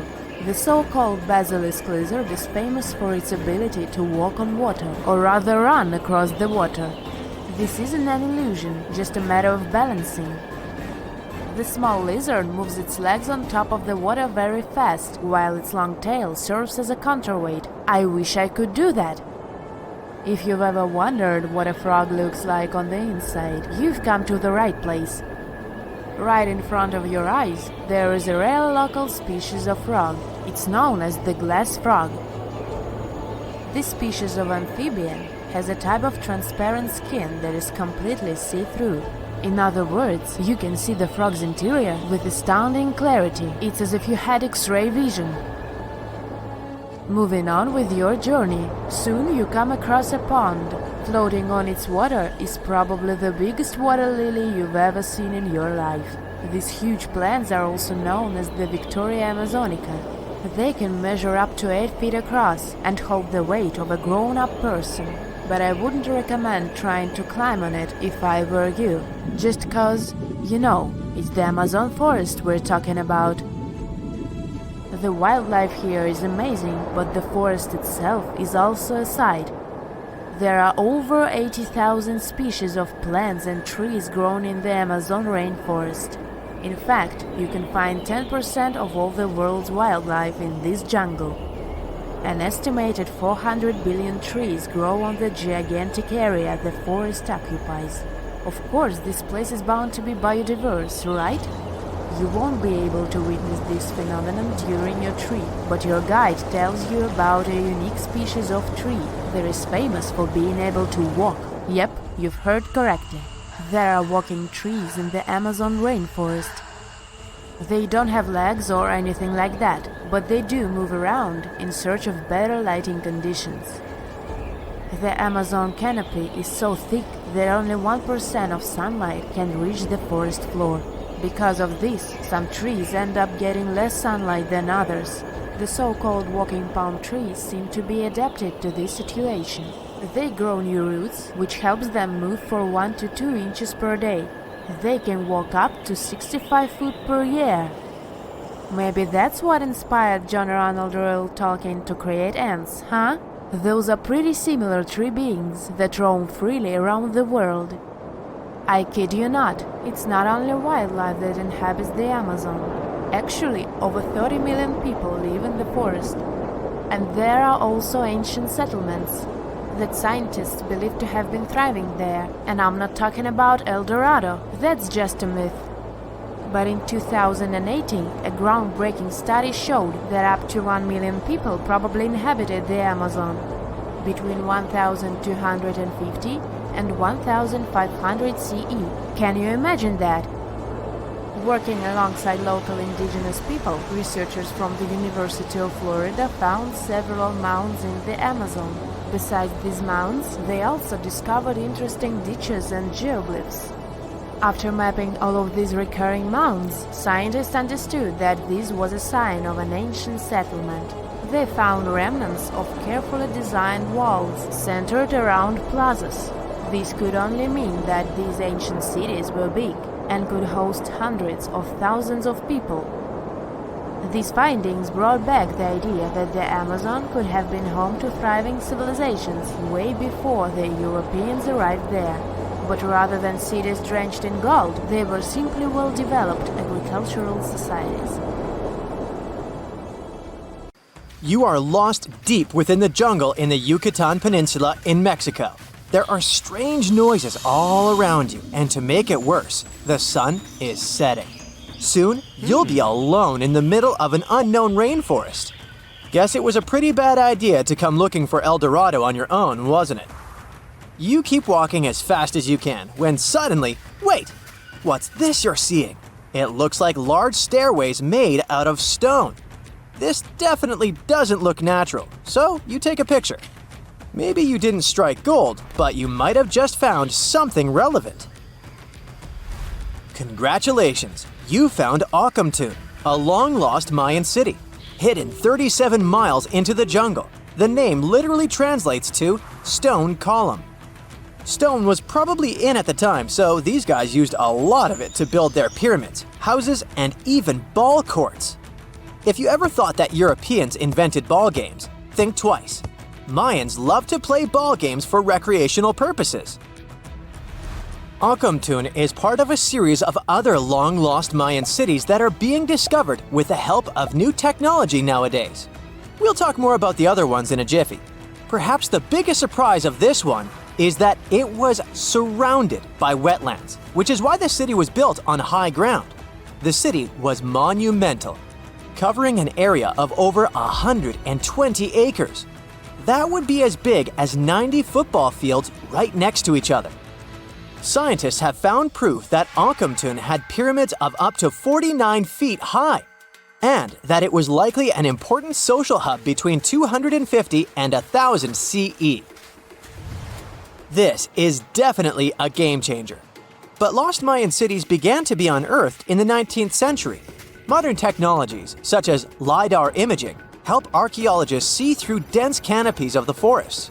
This means that people don't really have to risk getting lost in the tropical jungle like you did at the beginning of this video. LiDAR works sort of like an X-ray. It sends out laser beams that can detect any signs of ruins or ancient constructions. According to space archaeologist Sarah Parchak, satellite imagery has been a key player in discovering ancient cities in South America, Egypt, and other places. Sarah herself spends most of her days scouring images for any signs of where there could have been cities long ago. She says that more often than not, what happens is that ruins are covered by vegetation, soil, or sand, which makes them super tricky to find. But thanks to these awesome tools, scientists also made the huge discovery of ancient Mayan causeways, which spread throughout old Mayan territories.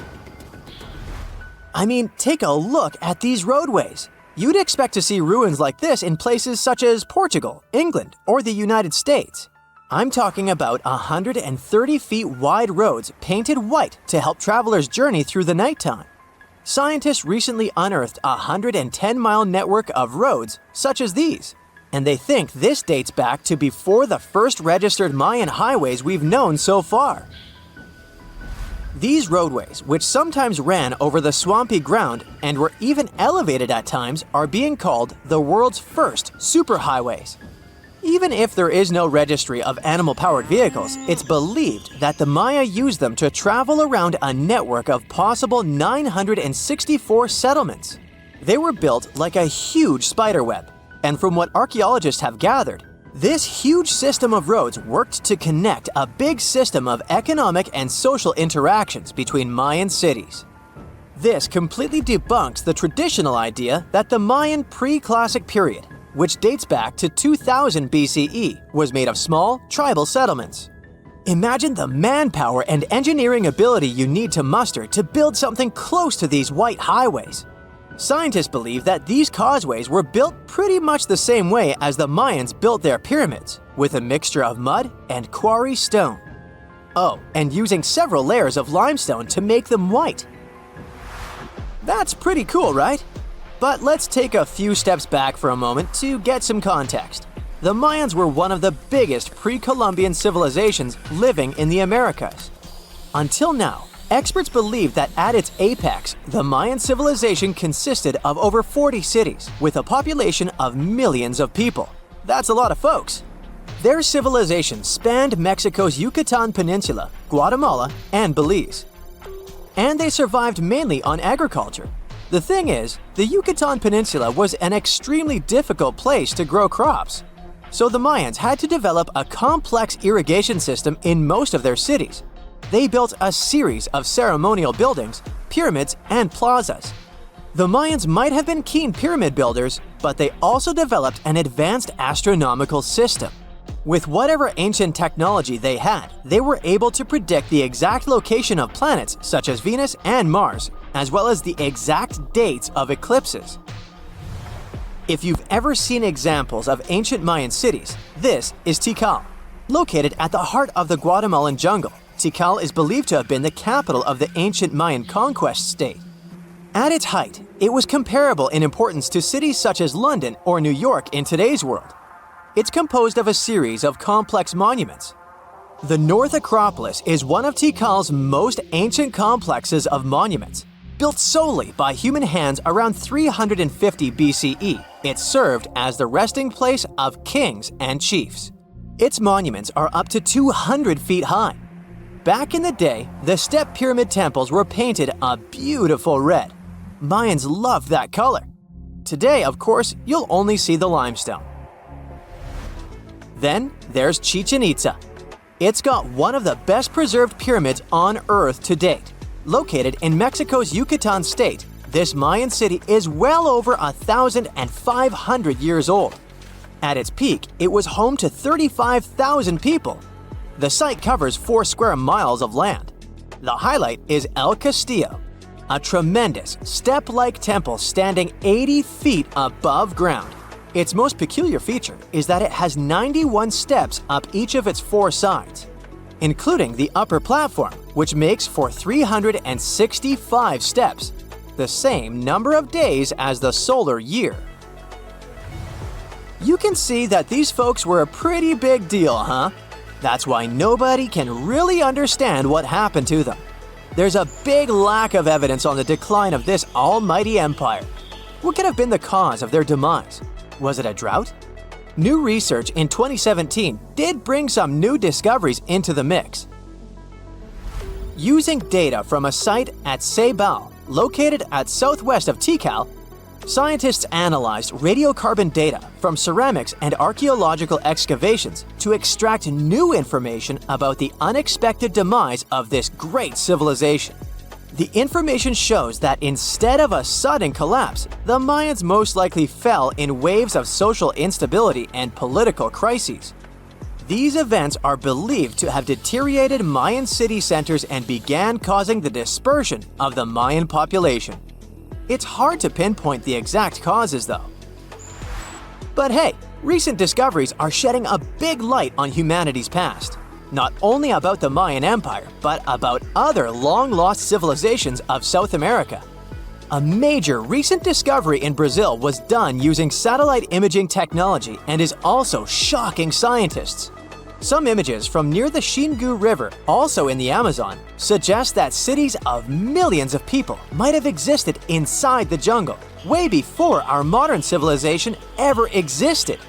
I mean, if this doesn't shock you, I don't know what will. Satellite imagery also detected a network of trenches dating back to 200 and 1200 CE in the Bolivian Amazon forest. These proofs suggest settlements that could have supported around 60,000 people right in the middle of the Amazon forest. When researchers from the University of Florida went on ground to check the satellite information, they were shocked to find several mounds that were accompanied by ditches and geoglyphs. Archaeologists also found remnants of carefully designed walls centered around plazas, much like the type of construction done by the ancient Mayans. One of the most unexplored and mysterious places on Earth is located in plain sight. It's one of the most majestic monuments of humankind. The wonder of the ancient world hides a secret that scientists and archaeologists still can't solve. This is the Great Sphinx of Giza in Egypt. The huge sculpture of a lion with a human head was carved out of rock about 4,500 years ago. Scientists still don't know the exact date of its creation and are also unaware of who built it and what for. There are many assumptions and theories, but none of them has been confirmed. Most people have seen this majestic sculpture either in photographs or in reality, but almost no one knows what's hidden underneath it. The statue of the Sphinx was carved from a single piece of limestone. It was painted. The remains of color pigment on the surface prove this. In the distant past, the Sphinx looked much brighter and more colorful than what we see now. But even after thousands of years, its greatness hasn't diminished.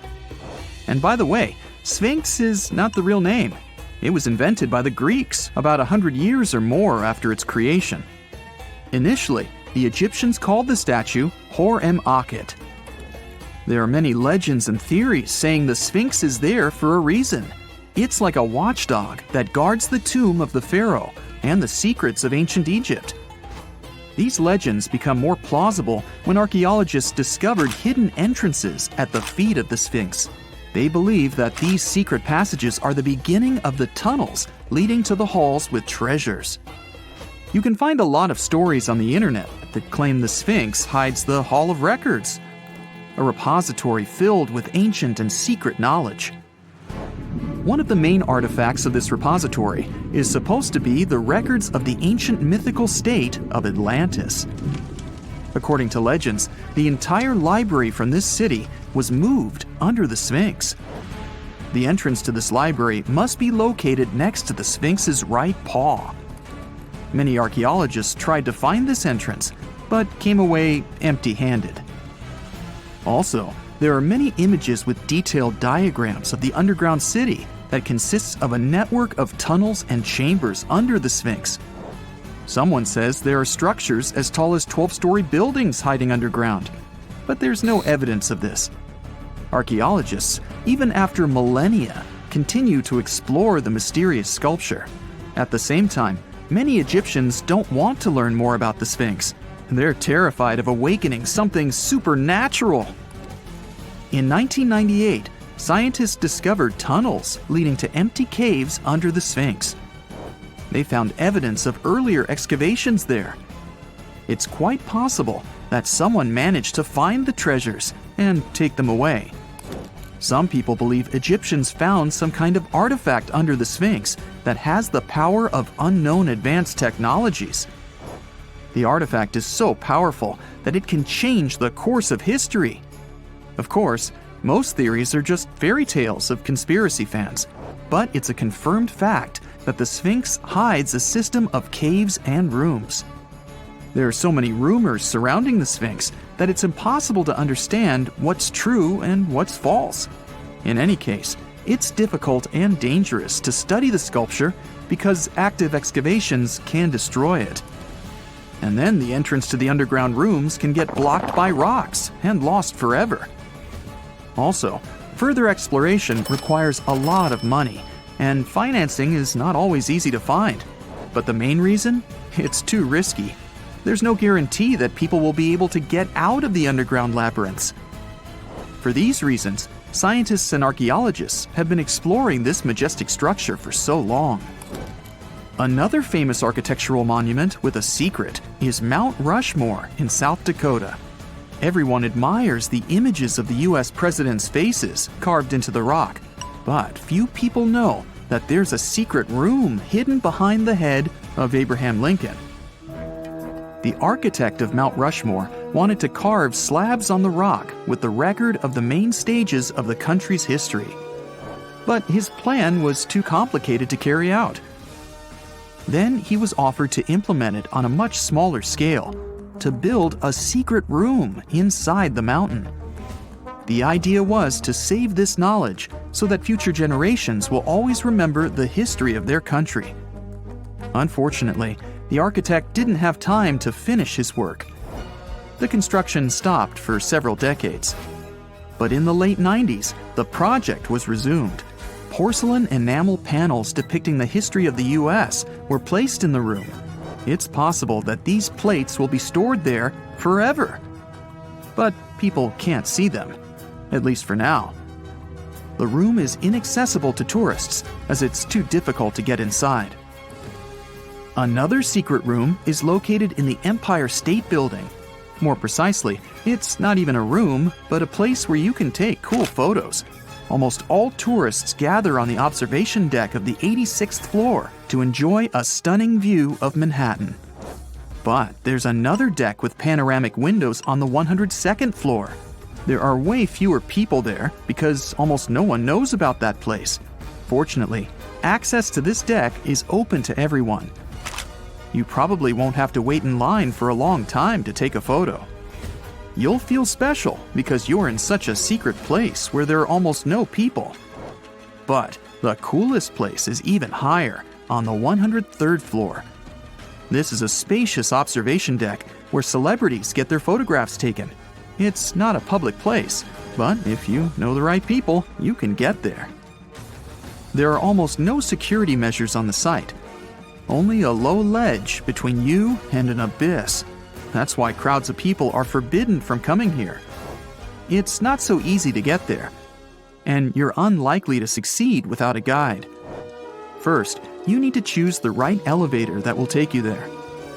Then you'll go through several engineering rooms filled with pipes, electrical panels, and other technical stuff. The final part of your way is a set of stairs inside a tiny corridor. And here you are, at the top of New York. Now we're in Paris. See the Eiffel Tower? Inside it, there are restaurants and observation decks. But if you try hard, you can find a secret apartment. Now it's a museum, but it was built so that people could live in it. The architect of the tower, Gustav Eiffel, created this apartment in 1889 for himself. It's almost at the very top of the Eiffel Tower. Imagine what a beautiful view he observed every day. He was the first and only tenant. No one else could gain access to this place. When the architect passed away, the apartment remained empty for a long time. Only recently, they restored it and turned it into a museum. Inside, the epoch of the last century is recreated. They even put wax figures of Gustav Eiffel, his daughter, and the American inventor Thomas Edison inside the room. This place is filled with an endless stream of passengers, office workers running late, visitors from other cities, noise, and train whistles. At Grand Central Station in New York, among all these sounds, you can hear the sound of a ball hitting a racket, if you're in the right place. A real tennis court is hidden inside New York Central Station. It belongs to a tennis club that arranges corporate games for employees of many companies. The club was opened in the 60s. Now we're moving to London, Charing Cross Road. It isn't easy to find one secret place here. To do this, you need to look carefully at your feet. Do you see these sewer grates in the asphalt? Inside them, you can notice two signs with the name Little Compton Street. Yeah, there's another street right below you. It disappeared from all maps at the end of the 19th century. Charing Cross Road was built over it. The identification signs that you see are part of old engineering tunnels. There's another interesting place in London. It's located in the southeast corner of Trafalgar Square. At first glance, it looks like a thick lamppost, but there are too many tourists walking around. You come closer and realize that one person can easily fit inside the post. The lamppost belongs not to an electrician, but to a police officer. Yeah, this is the smallest police station in the world. It was built in the 1930s and used as a watch post.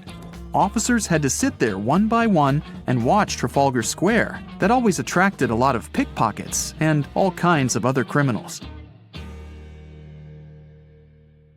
The ancient Indian texts mention beautifully decorated chariots or entire palaces called vimanas that could take off and, in a matter of seconds, fly away as far as space. Some people believe these vimanas only existed in Indian mythology, but it's also possible that they were based on a real technology that had been lost over the centuries. According to the Vedas, ancient Indian religious texts, there was the elephant vimana with several engines and many other types named after animals and birds. There was one for local travel, one for visiting different countries, and one for traveling to the moon and various planets. They could develop a great speed. One vimana had the superpower of invisibility. Another one was shaped like a sphere and was built on the winds produced by Mercury. This vimana was said to generate an enormous ray like the sun and make noise like the storm's thunder. All the vimanas were unbreakable and perfect for attacks on foes. Now, to operate a vimana, you'd need to know a lot of stuff, pretty much like today's airplane pilots. 32 secrets in total. They'd cover the aircraft structure and the secrets of taking off and maneuvering without crashing. That's a good thing. The pilot was also expected to know how to be seen and unseen, how to be hidden, how to be quick, how to manage contractions and expansion, and many other tricks. To hide the flying machine from foes, the pilot was instructed to move to the 8th atmospheric layer above the Earth and use the power of dark solar rays. This instruction might sound a bit weird, but there were others, more realistic ones, which still make sense in modern aeronautics. There are sections of ancient texts on the vimanas that focus on details like flight paths, pilot training, navigation, and even suitable clothes for pilots and recommended food for long flights. There was also a lot of technical detail about the use of heat-absorbing metals, the metals utilized, and melting points. The supporters of the theory that the vimanas were more than just myths are sure that the ancient Indians would unlikely go into all these details just for a beautiful story. So, the flying palaces might have been real and way ahead of their time, like many other great Indian inventions. Back in the 6th century BCE, an Indian physician named Sushruta basically wrote the original guide to medicine and surgery. They even called him the father of surgery for his work. Sushruta laid down the details on hundreds of medicinal plants and described complex surgical procedures. He gave instructions on nose reconstructions and skin transplants from one part of the body to another. The original method of rhinoplasty, which involved taking a piece of skin from the forehead to reconstruct the nose, is still used today. But back then, it had a slightly different purpose than surprising your followers on social media. Those nose jobs helped out folks who had lost their noses as punishment for crimes or in fights. Now you gotta thank an ancient Indian math prodigy for the invention of zero. It might not seem like a big deal, but without it, we would have no binary system and no computers. People before the 5th century CE were only thinking about some sort of a sign to indicate nothing. The invention made addition, subtraction, and other mathematical operations a whole lot easier. You can see the oldest zero in existence carved in the wall of a temple in Gwalior, India. The Indus Valley civilization was using rulers in 1500 BCE and earlier. Made from ivory, these rulers were found during excavations in what is present-day Pakistan and northwestern India. They were widely used in architecture with amazing accuracy. They had units corresponding to slightly over 1 inch that were marked with precise subdivisions within 5/1000ths of an inch. The next invention is more of a concept than a physical item. Standardization is all about setting the rules based on a bunch of people, things, or interests. One of its cool applications that we've all gotten used to is standard weights. Whether you're using pounds or kilograms, you need these universal measurements for weight, right? For this, we owe a big shout-out to the merchants from the Indus Valley civilization who lived around 4,000 years ago. They were measuring everything from food grains to fancy luxury goods using these standardized weights. And their weights had decimal and binary mathematical systems going on. They didn't have high-tech gear, but they pulled off some serious precision using complex calculations and even sand for construction. Their art of standardization made its way to Persia and Central Asia, basically becoming the global weight-watching standard. So if yoga is your go-to exercise, you definitely have a personal reason to appreciate the ancient Indian geniuses. Over 5,000 years ago, during the rule of the Indus Sarasvati civilization in northern India, yoga was first mentioned in the Vedas. Yoga was refined and shaped over the centuries until it grew into a massive teaching with over 200 sacred writings dedicated to this way of obtaining enlightenment. At the beginning of the current era, yoga got a new trajectory thanks to a Hindu writer who laid down a system of yoga in his text, the Yoga Sutras.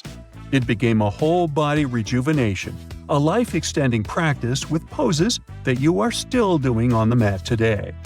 Yoga has reached the Western world only in the 19th century, and it caught on like wildfire. Chess, the all-time top game for intellectuals, is also an Indian invention.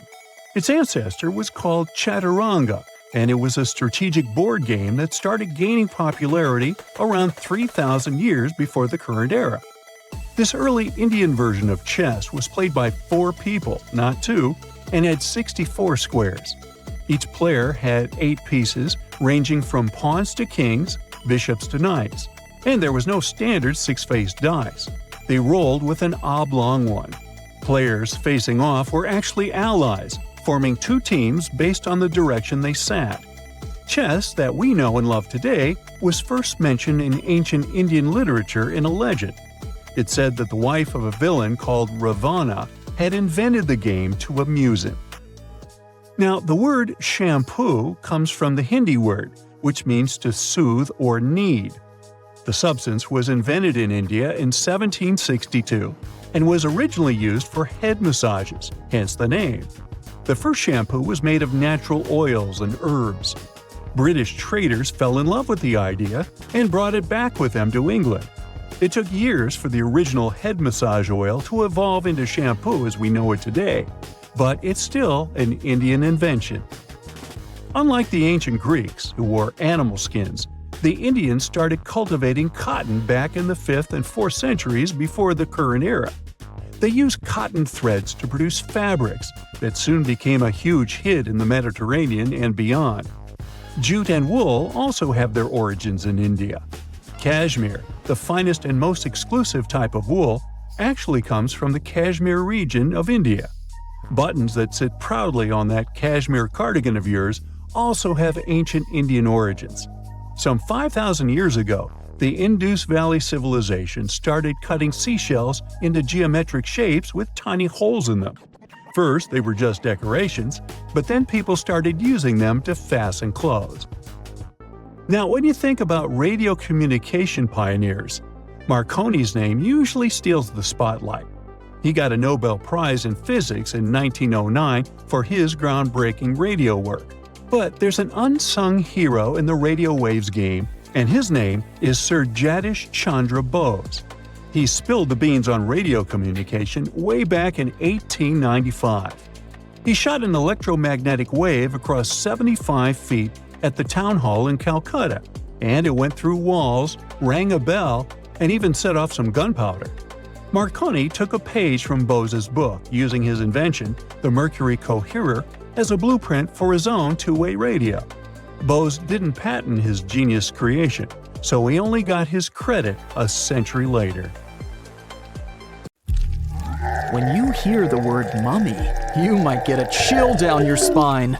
That's because most of us associate this word with those creepy characters we've seen in some scary movies. But in reality, mummies have helped us understand a lot about ancient civilizations, their rulers, and about how people used to deal with losing their loved ones. The people most famous worldwide for their mummies are the ancient Egyptians. They believed that some sort of existence after passing away was possible, if certain conditions were met.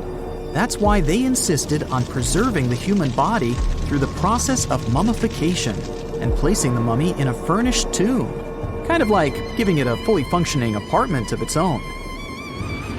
Why did they believe in this? Well, because they were deeply connected to their natural environment for the most part. They saw the natural cycles around them, like how the sun rose every day, followed by the moon, or how new life was always sprouting from plants, even after they had wilted away.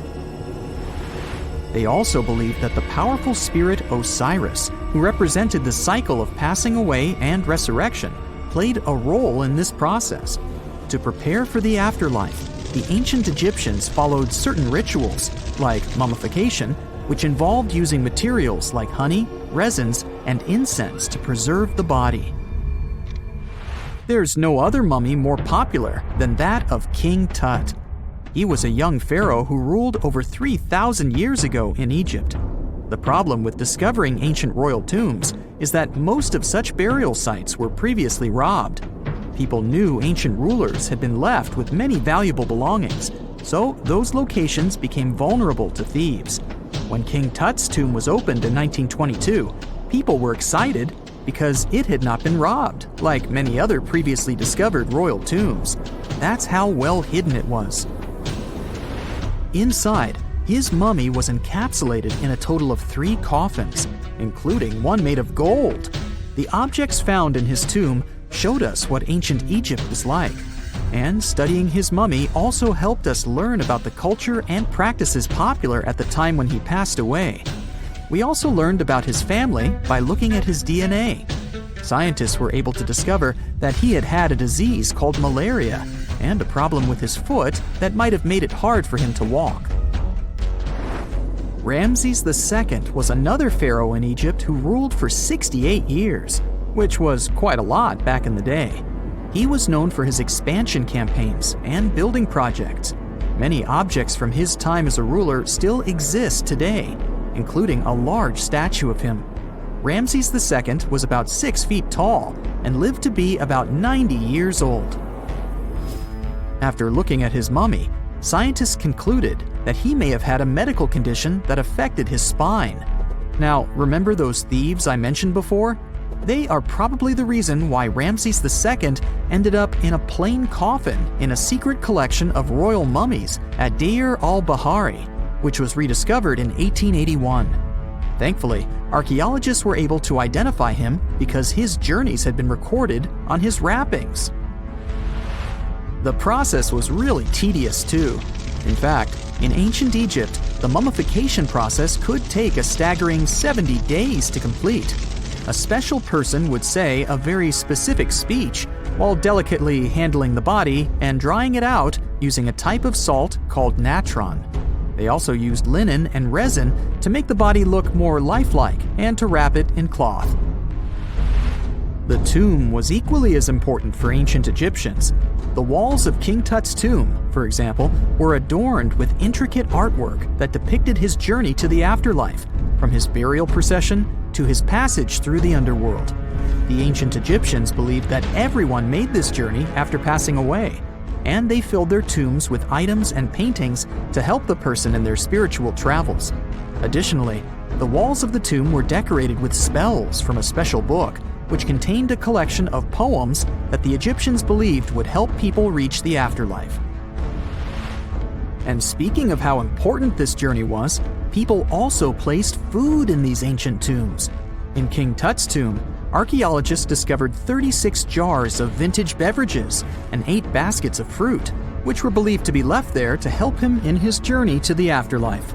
The Egyptians believed that traveling to the afterlife took a really long time, so they left a lot of supplies, such as food and water, to sustain their loved ones. Pharaohs also generally had numerous luxurious garments and beautiful jewelry in their tombs to ensure that they would have a fashionable journey. These items included various types of linen clothing, such as tunics, scarves, gloves, and headdresses, as well as a lot of gold jewelry with precious stones, like bracelets, buckles, pendants, necklaces, rings, and even precious depictions of insects for protection. Some were also deposited with fans made from ivory and ostrich feathers to keep them cool in the afterlife. Some ancient rulers were even placed in their forever apartments along with boats. For example, Pharaoh Khufu built the Great Pyramid at Giza as his tomb, and a large ship was found inside. King Tut, however, was buried with multiple boat paddles, but no actual boat. Instead, he had 3 chariots and numerous walking sticks made of precious materials, perhaps indicating he'd rather travel to the beyond by land, not by water. Amongst the most interesting objects found near ancient mummies are bottles of oils and perfumes. If rulers were supposed to be fashionable, why not smell nice too, right? Also, some of them had some ancient kinds of board games, most of them made out of precious materials like gold or ivory. One of those games was called Senet. It was very popular amongst the ancient Egyptians and very similar to modern-day chess. The ancient Egyptians may have the most famous mummies out there, but they weren't the first to invent the procedure. In fact, it all started in South America with an ancient civilization named the Chinchorro. As far as we know today, these people were the first to mummify their loved ones that had passed away. They did it somewhere around 2,000 years before the Egyptians started their own rituals. Sure, we can tell a lot about ancient rulers by studying these mummies, but until recently, we had no idea what they really looked like during their lifetime. Not so long ago, though, some very special mummy paintings were found by archaeologists studying ancient Egyptian objects. These mummy portraits are highly detailed paintings of individuals that were made while they were still alive. Such paintings were often painted on wood, as opposed to the classical portraits we all know about, which are painted on canvas. They are known for their realism and beauty, and have even been used by researchers to diagnose diseases by comparing them to the corresponding mummies. Some of these portraits also include depictions of jewelry, which was later found on the mummies. The recent discovery of these mummy portraits in Central Egypt is significant, as it marks the first time in over a century that such paintings have been found. Mummies appeared all around the world naturally, too. Mummification can occur without people intervening because of natural conditions, like extremely cold or hot environments, places with a lack of oxygen, or accidental exposure to chemicals that preserve the body.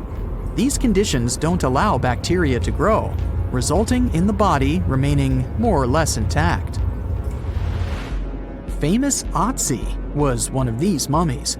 We know today he was a man who lived around 5,000 years ago in Europe. But upon his discovery in the Alps in 1991, Austrian authorities initially believed that he was a modern mountaineer because of how well preserved the body was. However, after the Iceman was removed from the glacier, it was determined that he was actually from the Copper Age. So hi, how about exploring some cool and unusual artifacts from the past? Let's go! Have you ever heard of Chinese magic mirrors? These mirrors were made of solid bronze. They had two sides. The front was a shiny polished surface, similar to our typical mirrors. It was the back that did the magic. When bright light fell on the mirror, it looked as if it was transparent, and the pattern on the back of the mirror got projected onto the wall. The backside could have different designs on it, depending on what its creator wanted to depict. Since the mirror was made out of bronze, no one expected this optical illusion to occur.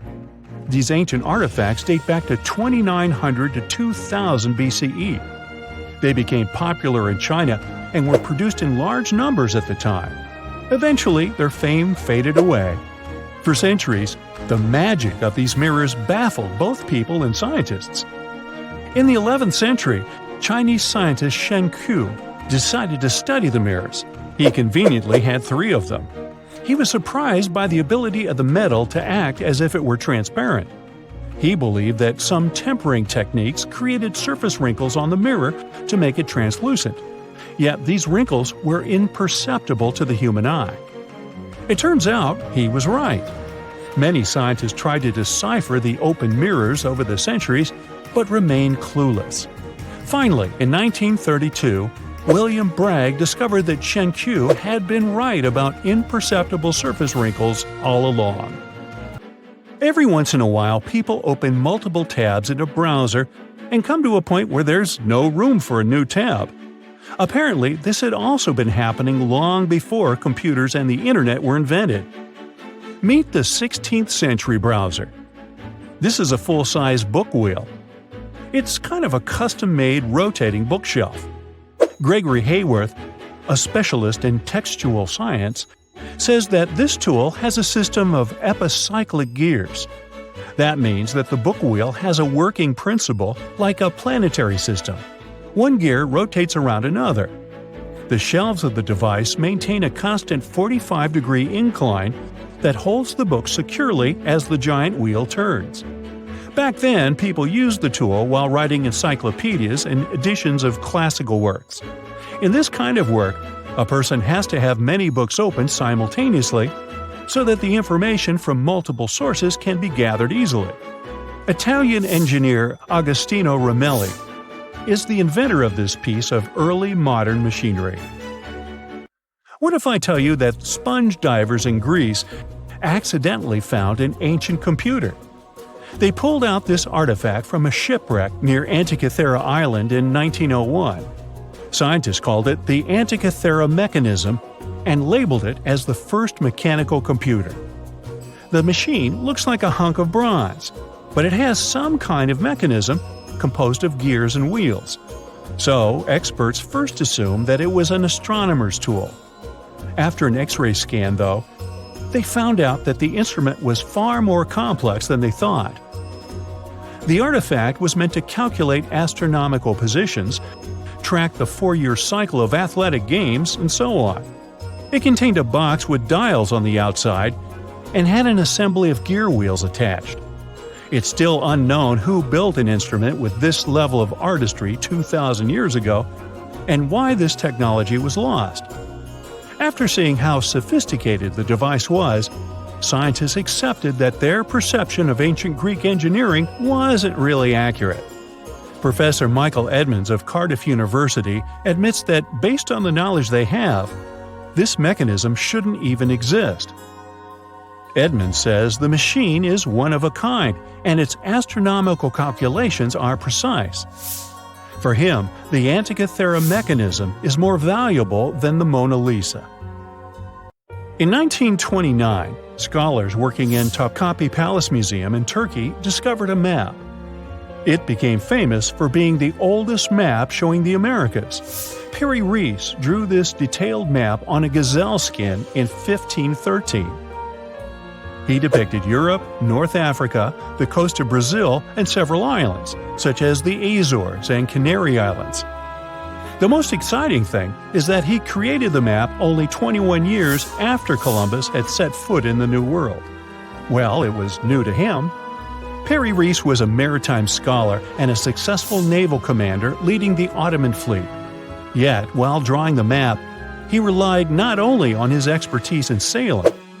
He created it by assembling and referring to 20 other regional maps, like the Arab map of India, 4 Portuguese maps, and the map of the western parts drawn by Columbus.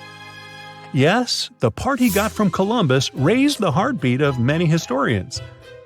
Columbus drew a map during his 3rd voyage to the New World and sent it to Spain in 1498. It's assumed to be lost. Surprisingly, historians can now understand what Columbus noted down by looking at Perry Reese's map. Fun fact, he also drew another world map in 1528.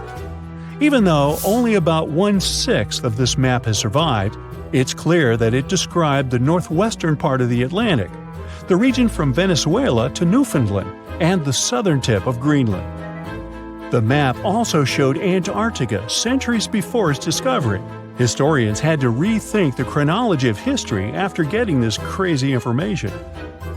Perry Reese described Antarctica's topography without ice in great detail. In the 1930s, workers found dozens of stone spheres in Costa Rica. Locally, they're known as bolas de piedra, literally stone balls. They were made by a civilization lost in time. What's interesting about these balls is their shape. They are perfectly spherical. How ancient people could make such precise shapes is a mystery. The spheres are of different sizes.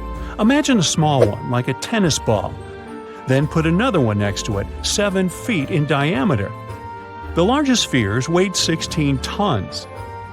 Archaeologists are sure that these balls are human-made. Yet their purpose remains unclear. Some archaeologists claim that the spheres could represent the solar system or could be inspired by various stages of the sun and the moon. Others say that the stone's placement refers to the houses of chiefs. Most of the stone spheres were sculpted from granodiorite. It's a hard rock similar to granite. Experts believe that ancient people used smaller rocks from the same material as tools to shape these spheres. They also think that sculptors probably heated portions of the stones and then cooled them rapidly.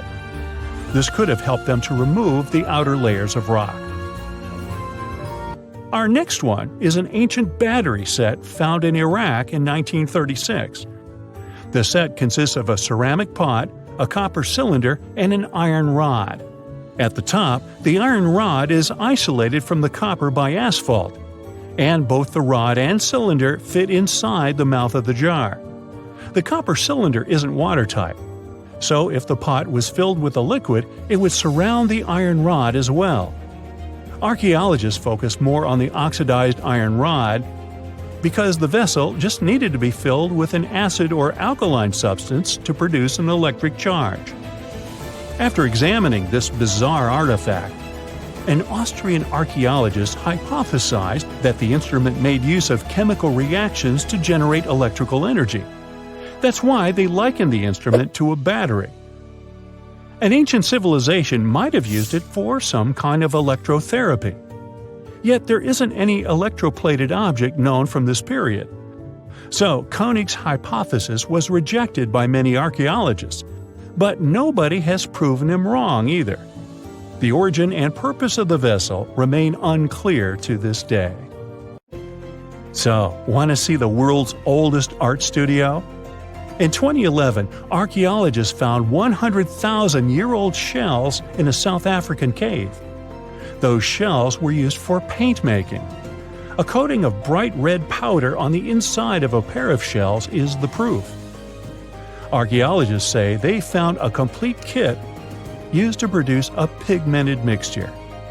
Now, in a different part of the cave, several paintings were displayed with little price tags on them intended for sale.